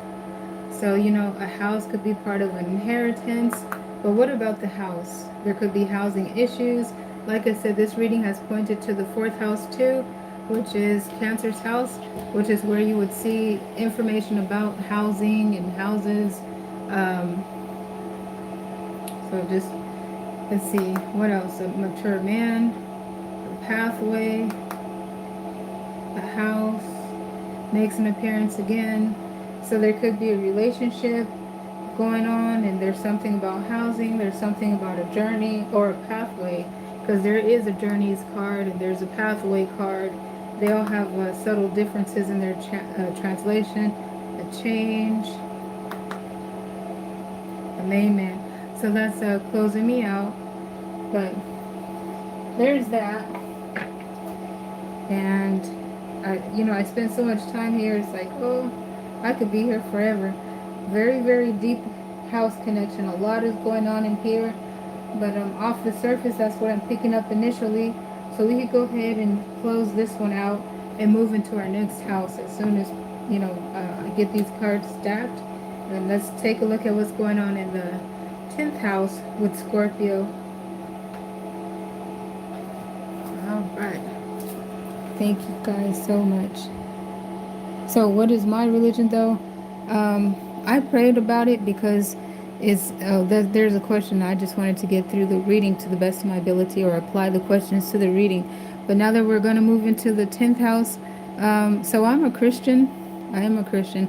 I like to say I prayed about it because what I do it's controversial, and at times I get a lot of challenges about that because I will put the Holy Spirit in hashtags and Jesus in hashtags, and I'll put it right next to the word tarot, and that alone will cause some dissonance, and some people come through sometimes to try, I feel like, to preach to me and put some scriptures out here and say stuff. I think they do that in love. you know I've been there. I understand that type of energy. But anyhow, it inspired me to go into my prayer closet a lot and to pray and ask God, like, am I a Christian? Should I take that banner down? Should I take the label off? I don't mind. I would take it off.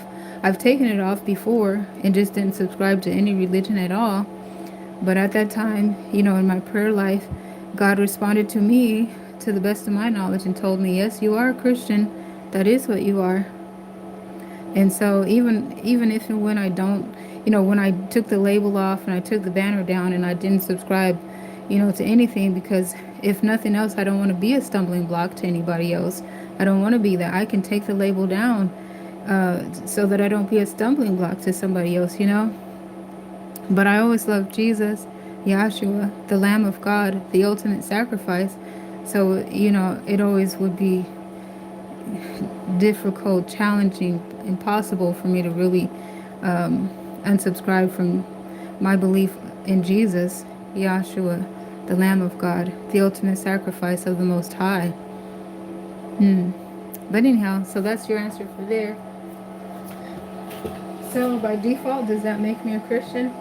I don't know. I just prayed about it and asked the Most High just to make sure, like, am I being offensive? Should I take that banner down? I don't mind, because I don't like getting attacked or people saying all that stuff and trying to distract me.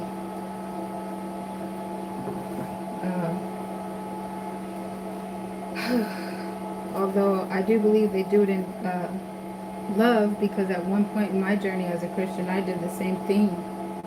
And it's real funny how I've even found out in my belief as a Christian, I have found myself now, experiencing, at least having a touch of experience in my life for everything that I judged, everything that I judged, everything that I thought, I would never, in some capacity. And I'm thankful for the ways that I was able to experience it without actually physically being in that situation, for in some context. But I'm grateful for that. But yeah, where it kind of humbled me basically, and or I became that same thing that I used to judge. Case in point, Let's see what's going on here.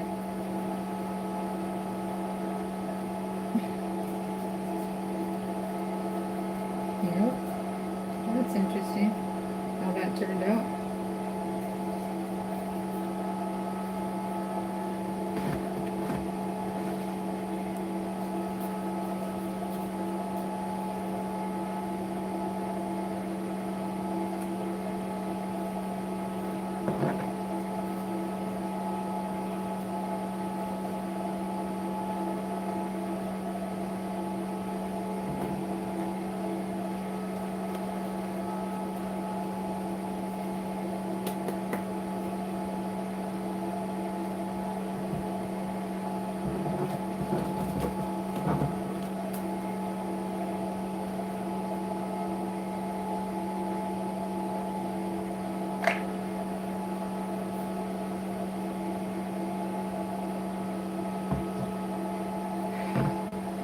Free yourself. You deserve love. With these oracle cards, you deserve love. This could be the one.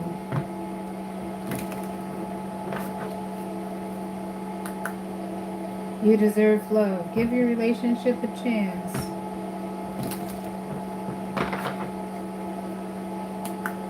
You deserve love. Romantic feelings.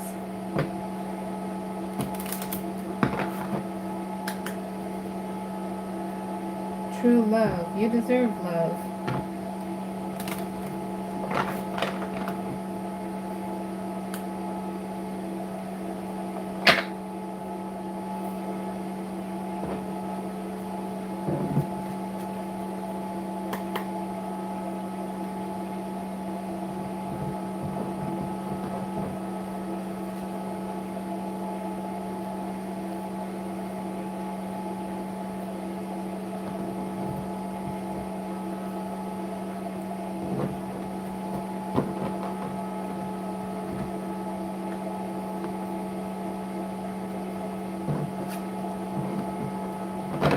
All right.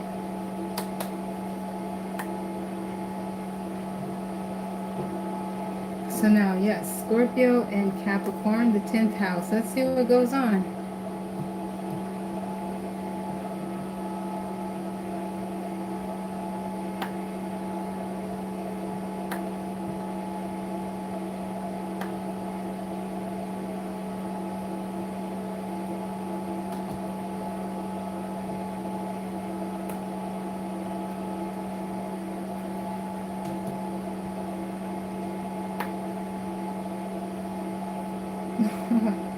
That's interesting.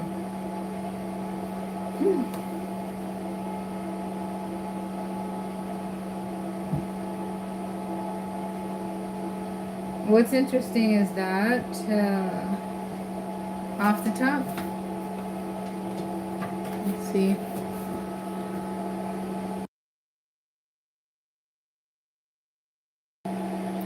What's interesting is that off the top, guys, I think I mentioned it a lot of times in this live stream, how the 15 major arcana, aka Capricorn energy, has made it through the houses. And I mentioned the second house, yeah. And I said, oh, how do we see that energy? Let's see here. In the second house, yeah, I did. I said, how do we see that energy in the second house? I said, the Empress. The Empress has a relationship with the second house. Uh, the second house shares Venus.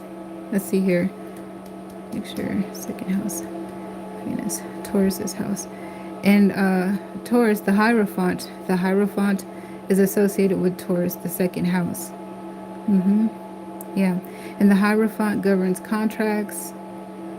All right, and contracts are an embodiment of rules, regulations, expectations, boundaries, you know. It governs like statuses and value systems, you know, all of that is in contracts. So the Hierophant has a part to play in contractual agreements, and the 10th house regulates and governs rules, regulations, expectations, boundaries.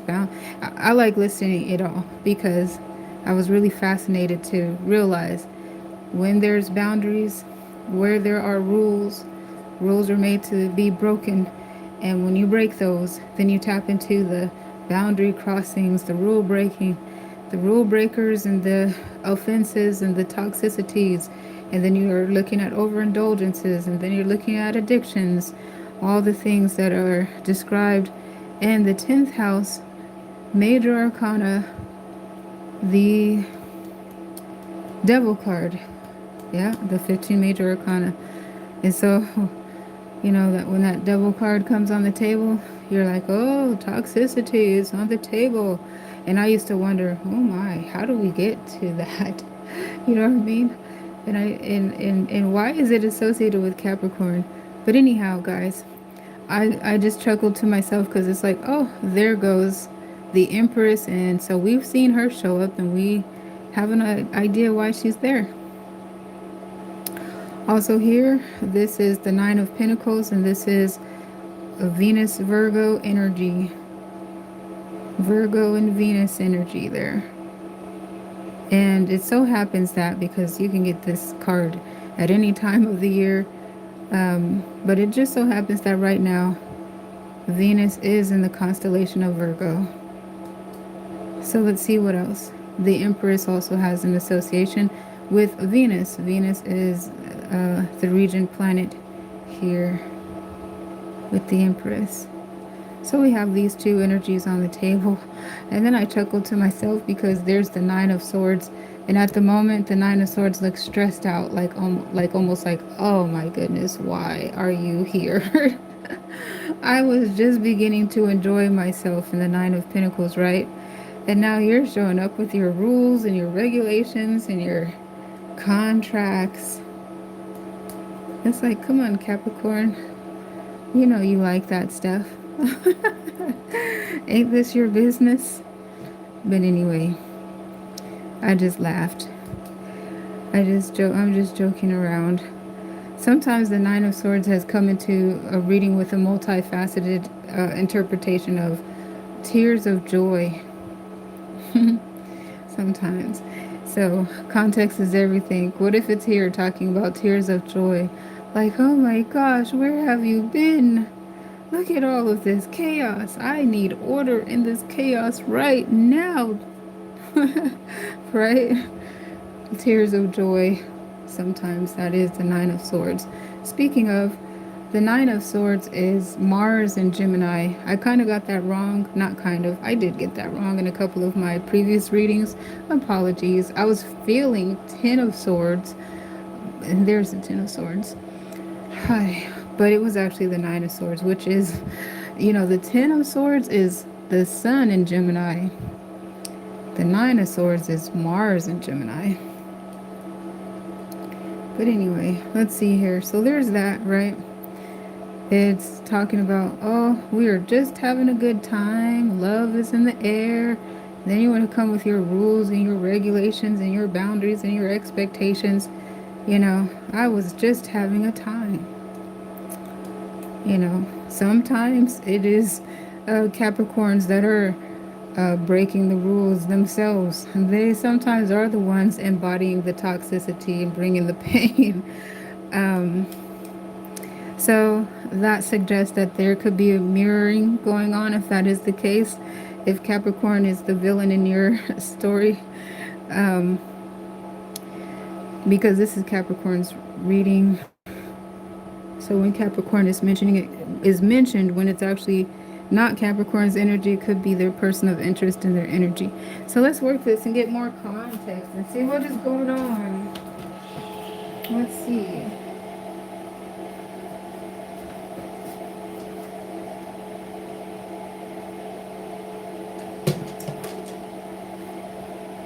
But that is one interpretation. Just off the page, it looks like Capricorn takes the stage with the Nine of Pentacles, which is like one of the best, energies in the deck. One step away from the Ten of Pentacles, and then the Empress is here. So this is love, and this is the love language of a Venus in Virgo is acts of service. So that's somebody's love language, for an example. But generally speaking, it just depicts a good time, of like feng shui. It's in the air, in the environment. Everything's in order. There's, a likelihood for, educational pursuits, learning something new, traveling, and enjoying one's environment, enjoying one's own company, and especially when someone is good loving themselves, they're good loving others too. But then you have the Empress here, so this is an embodiment of abundance and success and, having everything that you need right within your reach. And then we're looking at stress off the table. So looks like, why is there stress? Oh, and let's just go ahead and clarify it, because let's see what else we can see. And that's what I came here to do. Clarifiers, so I'm going to put a pin in that translation. Clarifiers come, I look for a reiteration, which would repeat. I look for to be redirected or to have additional information. So let's see what goes on. Okay.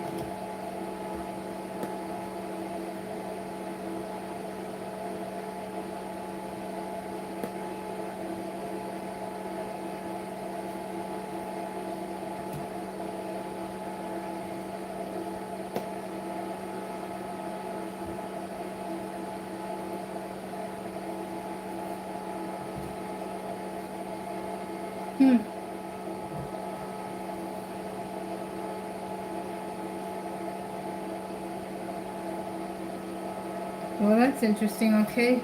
So Capricorn has been having a running storyline where I always want to thank you so much for your support on the video and on the channel. Thank you guys so much. It's so nice to see the channel growing. The Capricorn has been having a running storyline, and I see that component here taking place. Capricorn and Scorpio connections. But as the storyline has been presented in the, in Capricorn's reading, it looked like it was pointing to work and career. So Scorpio, for an example, your Capricorn could be dealing with something like this, like work, and they might have just gotten a new job, or they might be at their old job and they've been complaining about this job, and they might have just got a second job, or at least a second, job offer, and they're having to decide which job to take, if they should stay at their old job or take the new job. But in the readings, it looks like they went ahead and most of them took, there's a high potential that they'll take the new job and they find themselves in a way better situation in every way. Like, why didn't I do this a long time ago? Type energy. And then that other job, their old job, is calling them back. So that, has been especially since that's been a running storyline in the 10th house. Scorpio, your person could be dealing with that, and their energy is on the stage.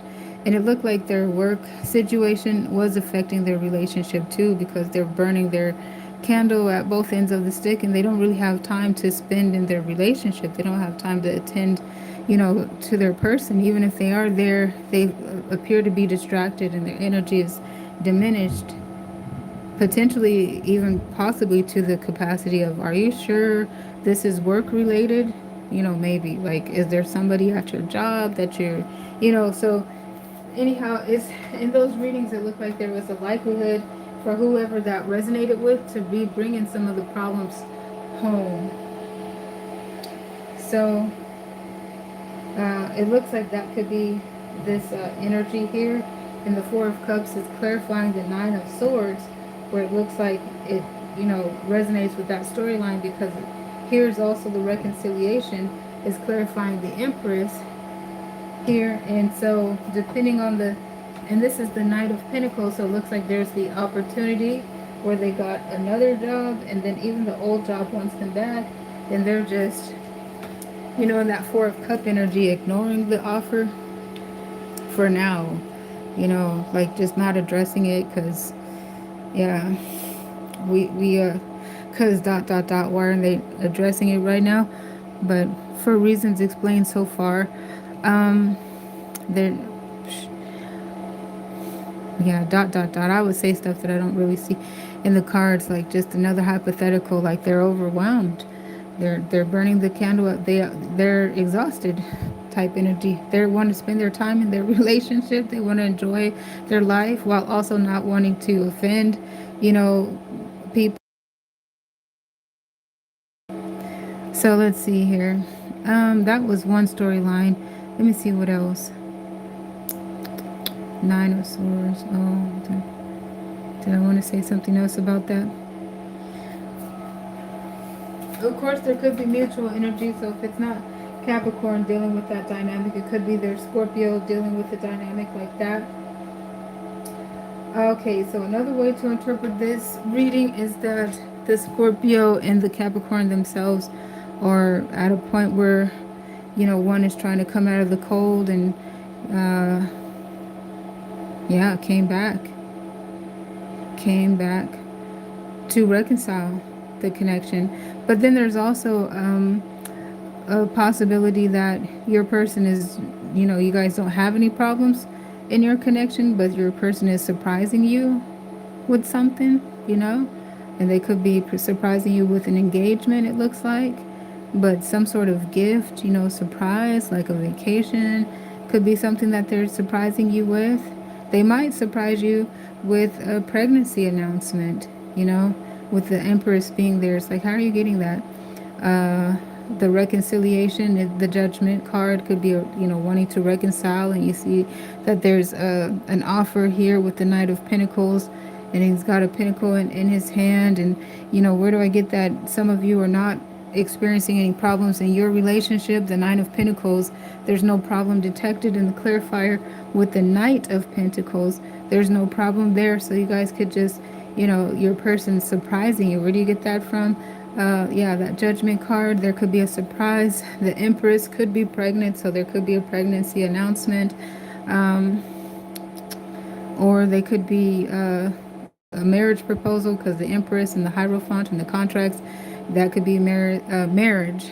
The Empress, the Venus, the love, the contracts, the marriage, that could be a marriage. That could be a proposal, an engagement.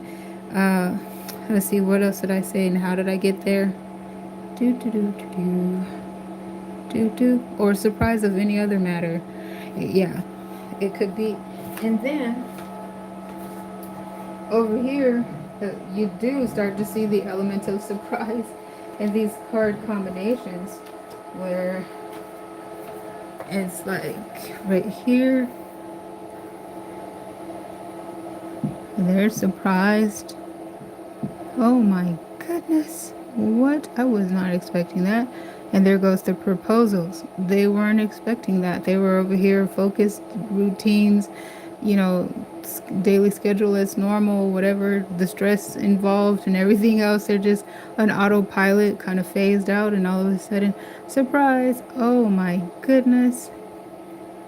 So it could be that. So let's see what else. All right. That's pretty much, that is pretty much what I see there.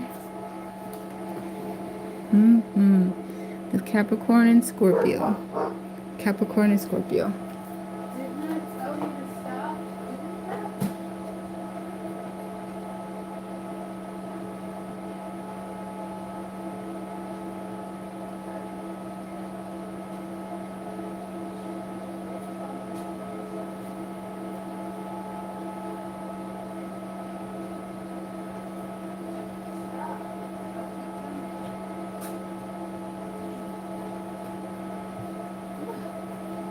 Darn it.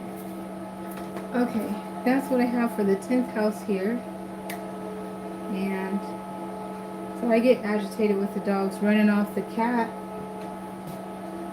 I don't know why they keep doing that.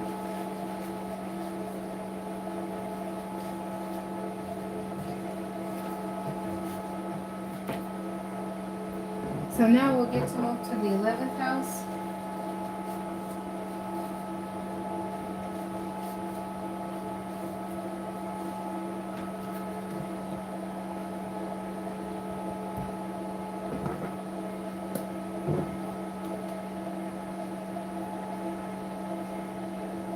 Which is Aquarius's house.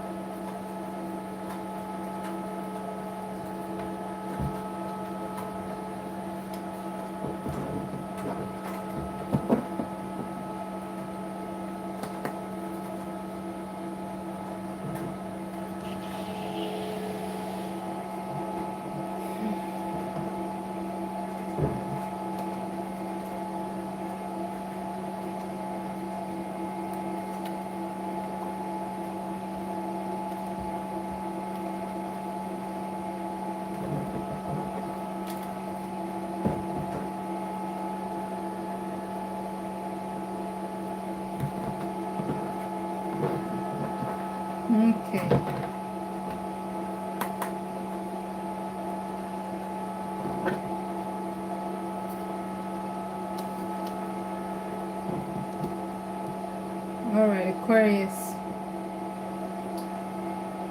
And then some of you Aquarius may have some Capricorn cusp or Pisces cusps.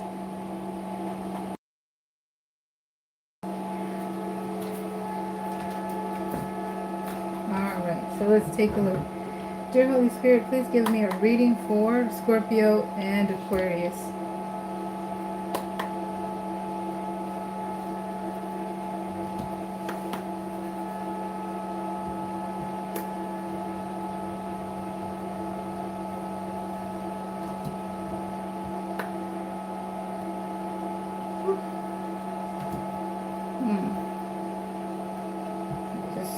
The same card, except for the Hangman is here. The same cards that we had in the 10th house, except for the Hangman is here, where the Empress was in the other reading. So I'm going to clarify that to see what's going on.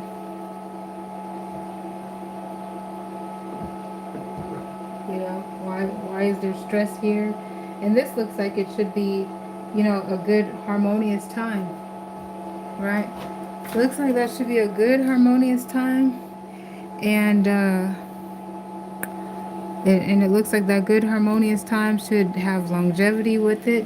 You know, if everything is able to unfold naturally, it should have some longevity there. You know, sustainability there. It looks like things should get even better right there in your connection.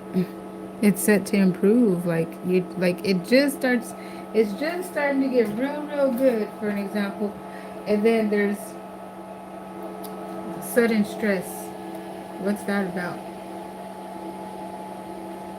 But there's a dual translation in the Nine of Swords. So let's see what applies.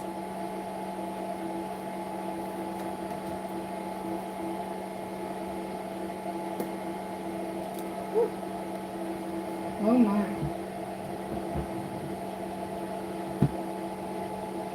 Whoa. Yikes. Oh man.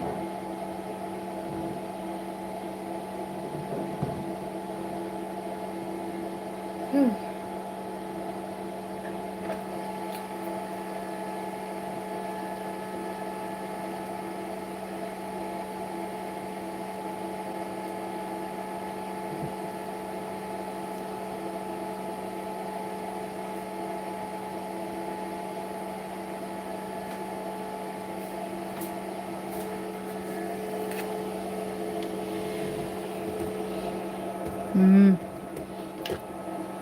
Let me see here.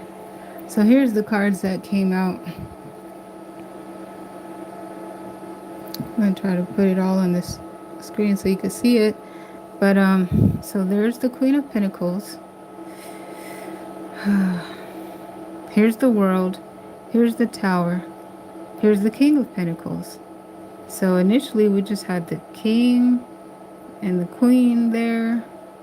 But really it was the Queen actually that took this stage first. The Queen of Pentacles. And then it looks like, you know, even literally, it almost looks like, I know y'all are about to, it's about to get real good, right? It's almost like Kanye West when he took the stage talking about he snatched the mic. But anyway, because you see how her hands are out, kind of like pushing them apart. And then there's this Tower, and then the King of Pentacles is right here. See, it looks like they're a match, but here's some obstructive interference, and it's in the state of major arcanas. So something serious. What is it? It's above their heads because that's what the major arcana is. Cumulative energy, universal energy that has culminated from past collective energies that we've made and our free will choices that we've made in our journey, in our cipher, and then it's pronounced and it comes out in a major arcana. So these are major arcanas.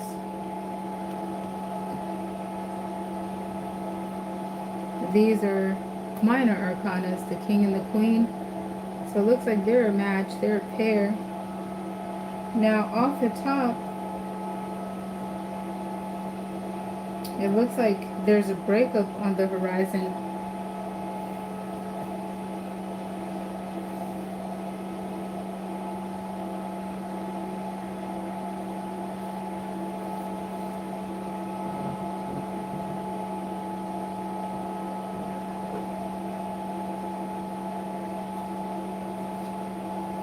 So now, it's given a foreshadow of why there's some stress over here.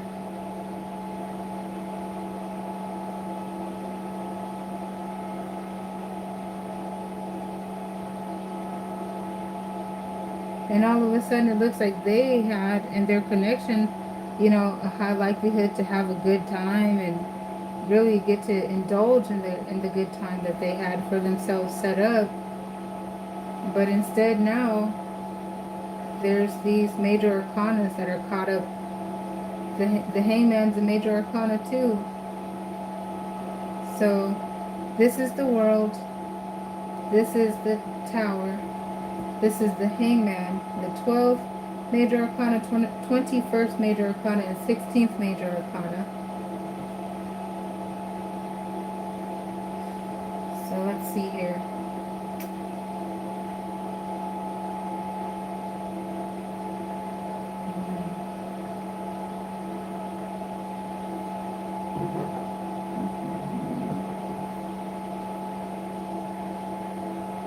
So these are the card combinations that fill on the table. And they were sandwiched between the world, the 21st major arcana, and the world, aka 21st major arcana, and the King of Pentacles.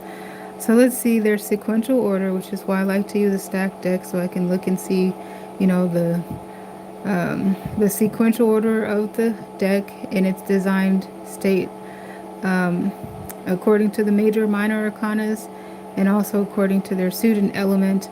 So let's see here. There's the Tower, there's the wish fulfillment, the moon, the sun, and then there's the Judgment. Okay, well, it's good to actually, the Judgment is like I said, the reconciliation. So it looks like there's a high likelihood for, after a breakup, for a reconciliation to happen. Otherwise, this is describing not really a breakup at all. Actually, it could even describe a new arrival that's unexpected. It looks like, was it? Yeah, it kind of looks like it was unexpected. Something about it looks unexpected. So there could be a child, yep, a new delivery, a baby. Let's see what's going on.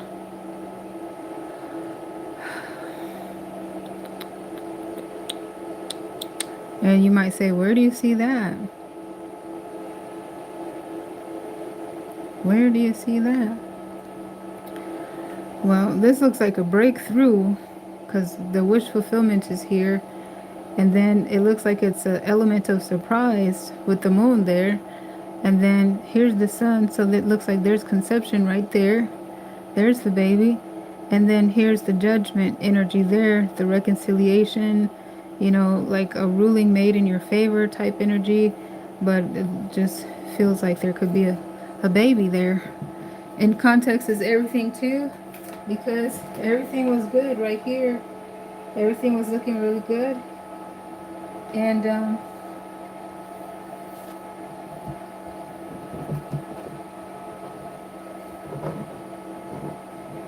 yeah, wow. And this is like a portal with the world energy there. So to see this type of energy around the world, and the King of Pentacles, and it looks like, the Queen.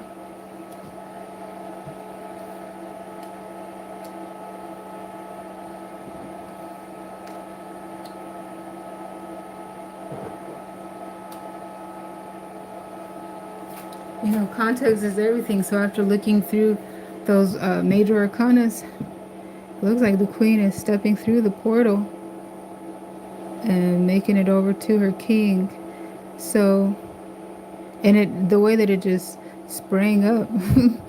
Well, you even seen the way that the deck broke apart, and it kind of just sprang up like surprise type energy, like yeah, a breakthrough. And this looks like a breakthrough. I want to say like somebody's water broke, kind of. And she's stepping through this portal. Is what it looks like, in the pentacles in her hand. It looks like the baby. And then on the other side, he's holding the baby. But yeah, that's what it looks like. It just, sometimes something just feels like it. But I tried to explain the process. So that's one thing. But then also, this dynamic energy looks like there could have been a breakup, you know, but it feels like there's, and then we seen the judgment card, that there, and all the other sequential cards, that there's a high likelihood for a reconciliation, for a reconnection. And it almost looks like it's against all odds, especially with all those major arcanas there, the way that they showed up. But it looks like there's divine, like divine intervention, and also a blessing.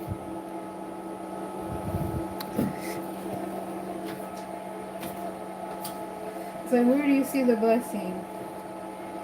And the sun,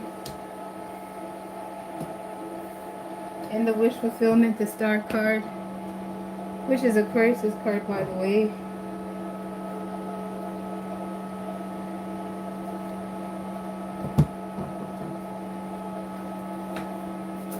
And then also, we have been seeing, like, how did you get to that as well? Because of other storylines that have been also taking place in today's daily reading and yesterday's daily reading of the generals. So we have been seeing the tower, we have been seeing the star card, the moon energy, we have been seeing the pentacles, you know, the king and queen of pentacles, the knight and page showing up sometimes. And it looked like they were planting seeds right here in this energy, right there with these major arcanas too. So it resonated to see that there's the baby in those situations, and if nothing else, a reconciliation. So we basically have been seeing in the other storylines that this tower moment and the uh, king, queen, the knight of pentacles, page, they were planting what I was calling some seeds right there in that tower moment. Or not necessarily the tower moment, but yeah, they were planting seeds. And I keep on pointing like down there at the base, and it was looking like a breakdown to break up the fallow ground, to make it conducive for planting those pentacles and the seeds. It looks like on a very spiritual level as well, with all of these being major arcanas. And then in the other readings too, there was the star card and just embodiments that make it look like it's fruitful to plant right there, and that a crop was going to come. The moon, you know, that energy looked like it was the water that was needed. Let's see, where did the moon and the tower, that was conducive to plant right there at the base of where that tower is. It's like we've seen the tower, and then it looked like this moon energy kind of replaced it, and then we were seeing the seeds planted in those other readings, and it looked like a very conducive place to plant those seeds, especially in the water signs: Scorpio, uh, the 8th house, Pisces, the 12th house, and Cancer, the 4th house. So because of those other readings, it resonated here too, that that was a high likelihood of what was taking place.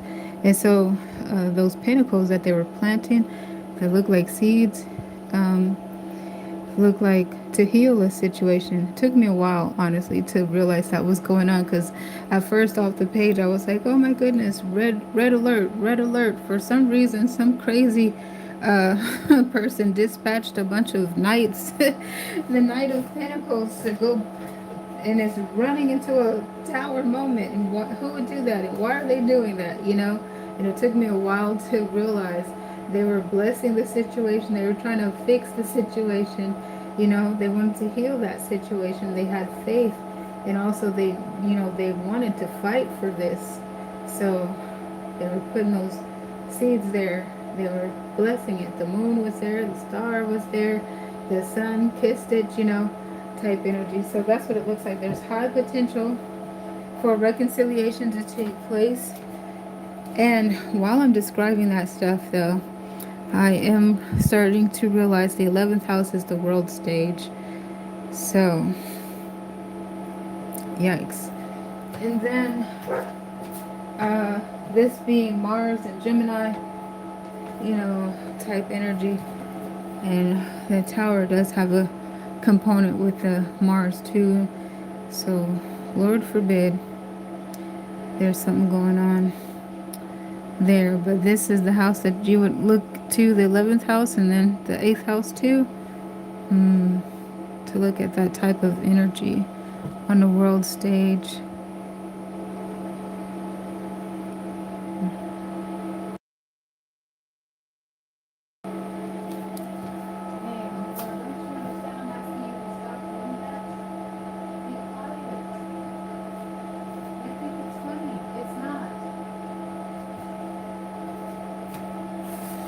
Oh my goodness, that girl's wagging her tail and twinkling her toes.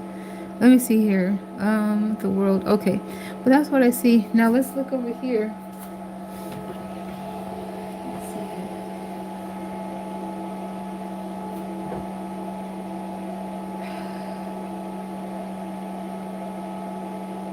see. So the good news about that, though, if it is on the world stage, it actually looks like there could be some peace coming on. So, yeah. They're trying to prevent, They're trying to prevent that and bring peace to it, because that's what has been described in all the houses. There's a high potential reconciliation. They're trying to fix it. They're trying to fix it. So that's good news about that. Now, where did I want to go? Oh, over here. Looking at the relationship dynamic. And so these cards came out to clarify this Hangman. So let's see. I want to consolidate that. Let's see. And I sure hope that that's what they do. I hope they get.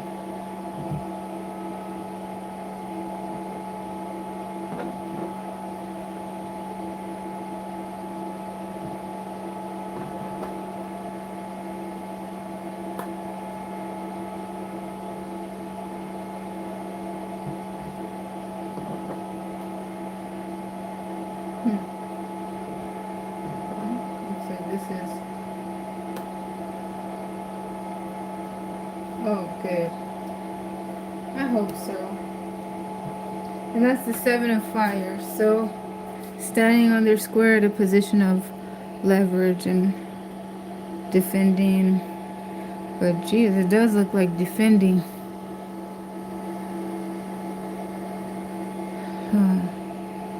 Fighting for their relationship at the end of the day. Let me pull an oracle card. Defending themselves.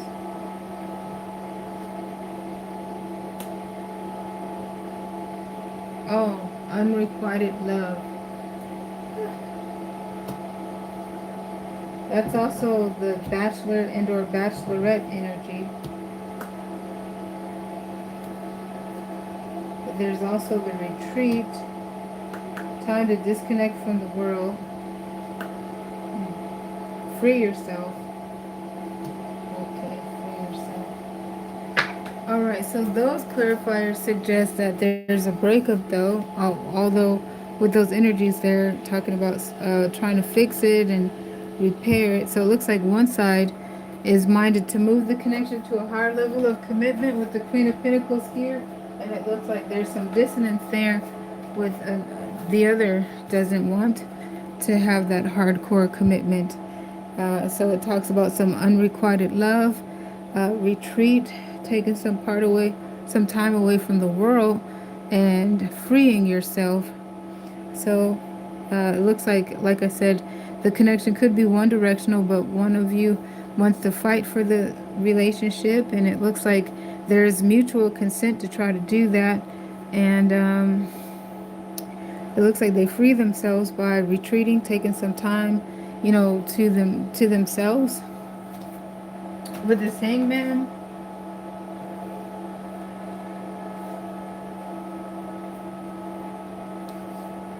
so it looks like one of you in the connection may try to do that. It does look, though, that there's a higher potential for the breakup and for a disconnect. So let me take a look at what happens over here. So with that, but it looks like there's a high potential for disconnect. However, the major arcanas kind of level that playing field where these clarifiers could just merely be confirming the energy is there, but we also see the embodiments that are supportive for a reconciliation too. So I don't have enough definition to give a hard yes or a hard no. Well, but that's the freedom card. Oh, and this is another card that points to, yeah, it's still not a strong yes or a strong no, with those being major arcanas trying to, heal the situation is what it looked like. But, healing the situation sometimes could be dealing with the separation. So I'm left on a cliffhanger as far as the outcome. But one thing that is being illustrated in the connection is that there could be a breakup on the horizon. And if that breakup has already happened, it looks like an attempt to want to reconcile. And I'd have to keep working on that storyline. Looks like somebody came through to say, hey, and retracted. I got that one. I could read that one. And when I say hello, thank you for your greetings and interacting with me in the chat. There's a retracted comment. I didn't see it until now. I couldn't read it. Okay, so I want to take a break, guys. I'll be right back.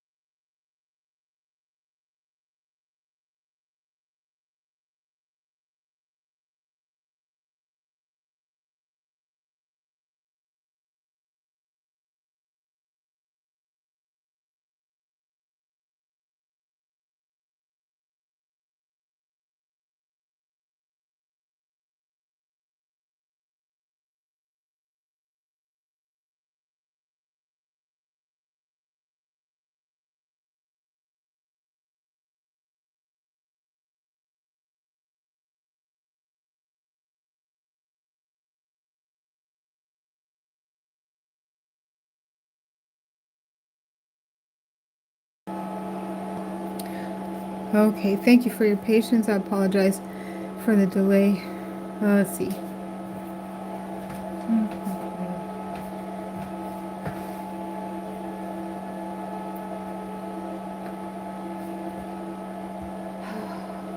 yourself.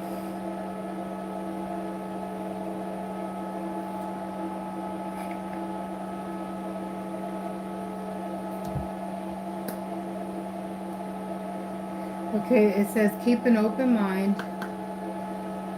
and attraction, keep an open mind.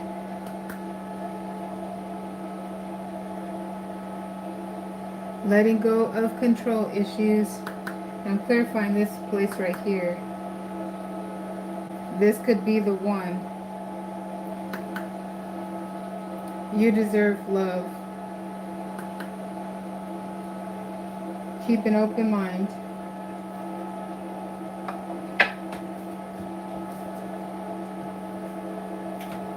Okay. So with those clarifiers, yes, it confirms that there is potential for reconciliation, and there's even a potential for absence making the heart grow fonder, because it looks like once one of you sets yourself free, and it feels like an urge, one of those urges that someone is just unsettled until they do. And it looks like, so that Seven of Fire is the bachelor and or bachelorette energy too.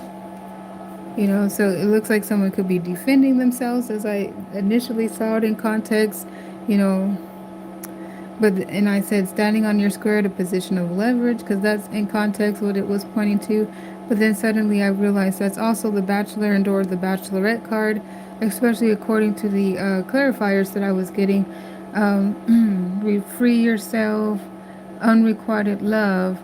And then it looked like there's a very small potential where it talked about retreat, but then it became kind of ambiguous in its application. But it looked like there was a tiny indication that it was one directional, and that direction was heavily out.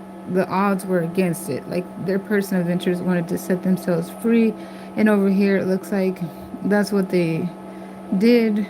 Likely, the high likelihood that they did that, and it looks like in context of that, we start seeing the energies. I clarified it that they start missing you. They start missing the connection, and it feels like even the world out there is different than what they expected, and kind of realizing what they had and they miss it and they want to come back. So yeah, so the major arcana was demonstrating fighting for that connection, especially spiritually. So something that we had been tapping into on the channel was recognizing when it looked like there was a high level of spirituality involved in trying to fix the situation in this context. In relationships where there was a distance, and it looked like there could have been some magic or some high level vibrational on a spiritual level attempts to fix it. And I feel like we started seeing embodiments of that in the 12th house. And that is the house where you would see, because that's the house of the subconscious, of the unconscious, of the hidden realms of secrets, and we started to see like the embodiment of that. Even in this reading, where I was like, oh, it looks like they're planting seeds there in that tower moment because they want to fix it, they want to heal it. So anyhow, it looks like as your person exits the stage and wants to free themselves, it feels like the world out there is different. They start to miss this connection. It feels like it's safer for them here, but it still looked like it was suggestive, like they were thinking about returning on the stage at the moment. They put some thought into returning. And so I don't have enough information still to say if it's a hard yes or a hard no. Yeah, we just see the energies of it most pronounced. It even looks like I don't have a hard yes or hard no towards that breakup either. There could be a resolution right here. Especially, yeah, it looked like something dynamic happened to keep your person engaged in the connection right here. So the hangman, I like to describe it as being caught up in the spirit, because in this energy you have the epiphanies, you're thinking outside of the box, you're innovative, your answers to questions that didn't seem possible to answer before seem common sense suddenly. So that's what the hangman talks about, a butterfly emerging from the cocoon within its own divine timing, with everything maturing. Now, the thing about it is that it did look like there could have been a disruption in this process, and it looked like somebody potentially, you know, like in the upright position of the hangman. This is letting things organically mature and unfold and bloom, where the emergence of the butterfly is taking place within its own divine timing. In reverse, the hangman is someone forcing their way, and disrupting the process and breaking out of this dynamic before its time, before its maturity date. So, that could talk about somebody really forcing themselves out of the connection, even before the timing here was set to help heal the connection fully, is what it looked like too, if that makes any sense. I hope I articulated that. I was like, well, I asked myself, how do you see that? How did you get to that? Well, the fact that this is the Hangman, and even before I started exploring the other translations, I was seeing that it looked like there was a high potential of disrupting this process in the Hangman and breaking out of it, But how did I see it?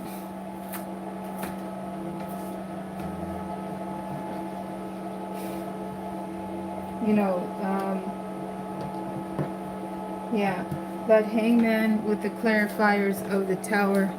That's like the Hangman is supposed to have longevity, and the Tower looks like a sudden, you know, abrupt breaking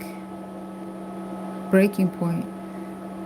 So somebody breaking out of that energy that's supposed to have its own mature date, That's what that looked like. But even with that, there's divine timing within it because they're both major arcanas, and context is everything. Because you notice before the additional context was added here, it looked like the breakthrough, and within the divine timing, a breakthrough for better energies to come toward it, which even in its sequential order, after the Tower comes the Star card, comes the wish fulfillment. So at times, that type of breakthrough embodies a orgasmic experience, for an example. Yeah. But yeah, that's what it looked like. Is I was going to repeat myself.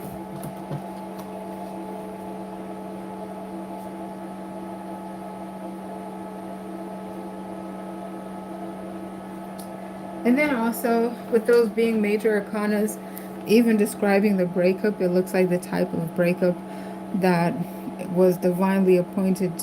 Even with that Hangman there being clarified with those major arcanas, it looks like the type of disconnect that was necessary, and divinely orchestrated to, help your person realize how much it was like the absence makes the heart grow fonder. How much they need the connection, how much they want the connection, but they had to experience the loss first before they were able to appreciate the intrinsic value. All right. And then, of course, if there was, I keep on repeating that, but that's what I have so far. I think if I were to add anything else without pulling cards, then that is unnecessary. That would be unnecessary is what it feels like. We have one more house to go to, which is the 12th house, Pisces house. So I just need a moment to pick up the cards, and then we'll move there in just a moment.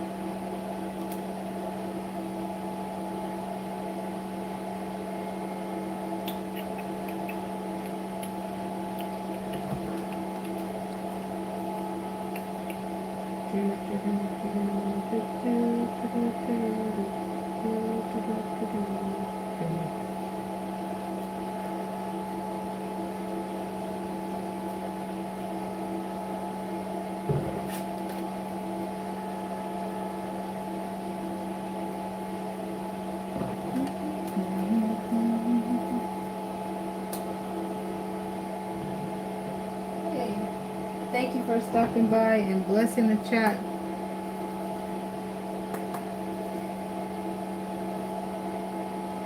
All right. Hey, everybody. Hi, Jessica.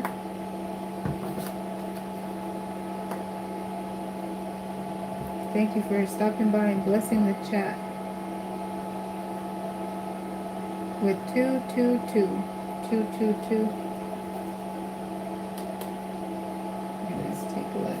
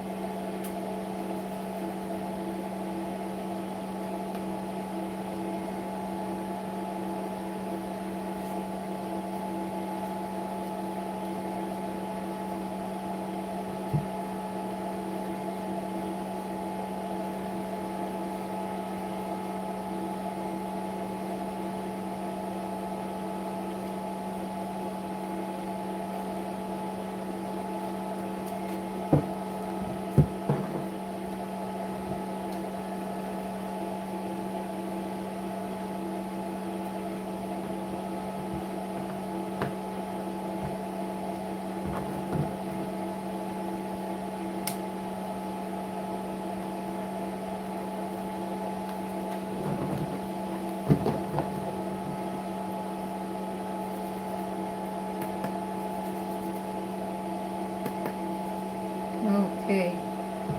There we go. So, okay. So in the 12th house is the 8th house is for Pisces and Scorpio. Pisces and Scorpio.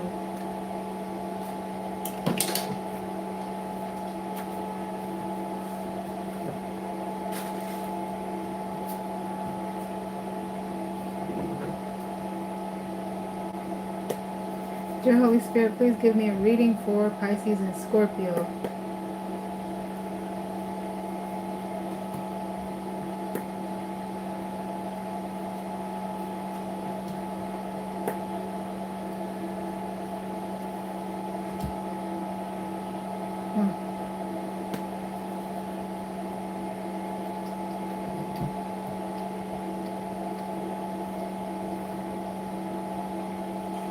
Pisces and Scorpio.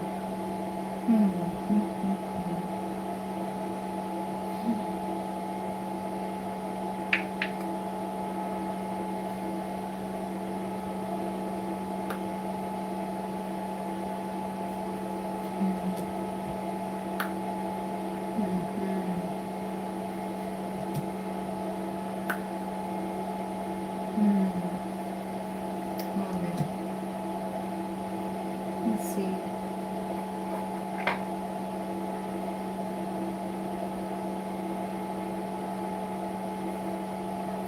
Sheesh. Well, let's see here. Okay. So we're going to have to continue working on this one. But for now, oh, okay.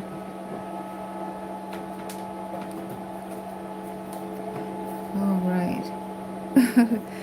Okay, thank you. I Choco in the chat. It's I appreciate you guys so much. Thank you. Okay, for this Pisces and Scorpio connection, the 12th house and in the 8th house, guys. So,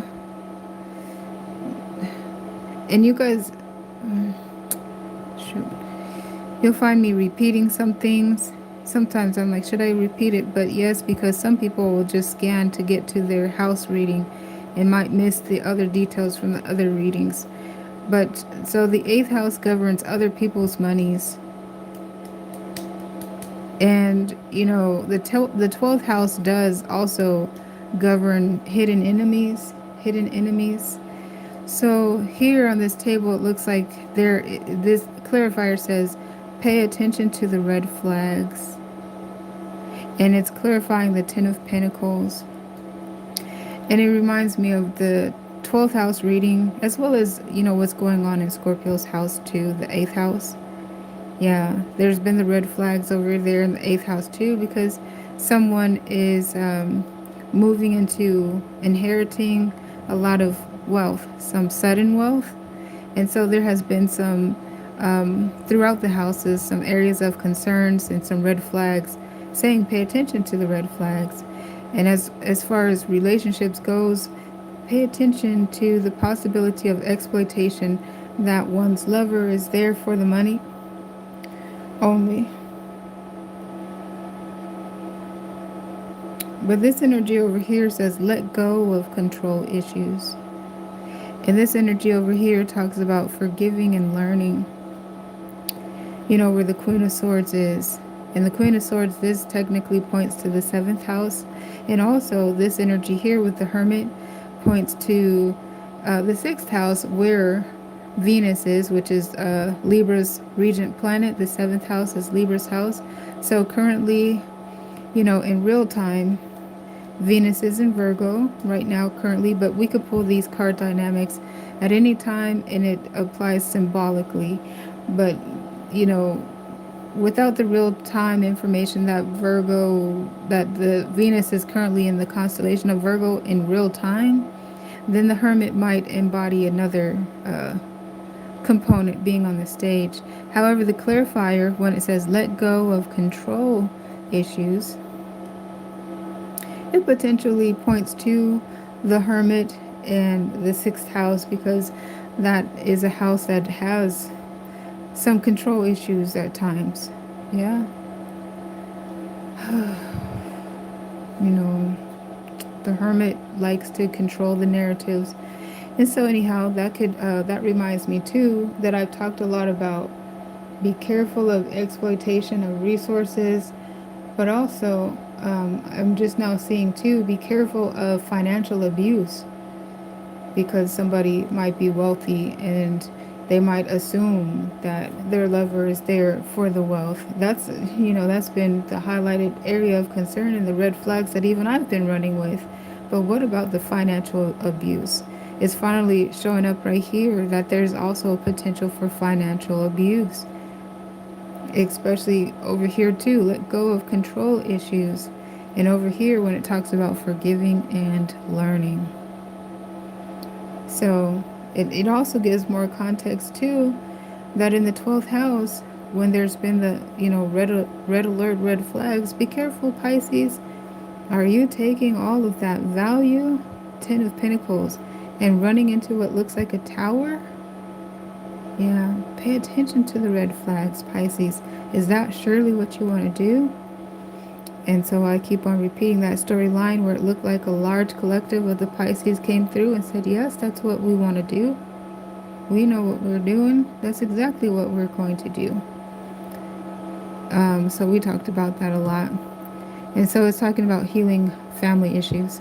So this dynamic seems to be pointing to, realizing that exploitation may be there, risk might be there, but also financial abuse might be there too. So this talks about letting go of control issues and forgiving and learning. And so it looks like, let's see, looks like that's the energy that's here in the 12th house. Looking forward to heal the situation, looking forward to make it work, fight for it, That's what we have been seeing in the 12th house. Hey, yeah, I just did a Pisces reading too. Oh, we went through all the house, all the connections with Pisces. So I'll be interested to look back in Scorpio's house to see what happened.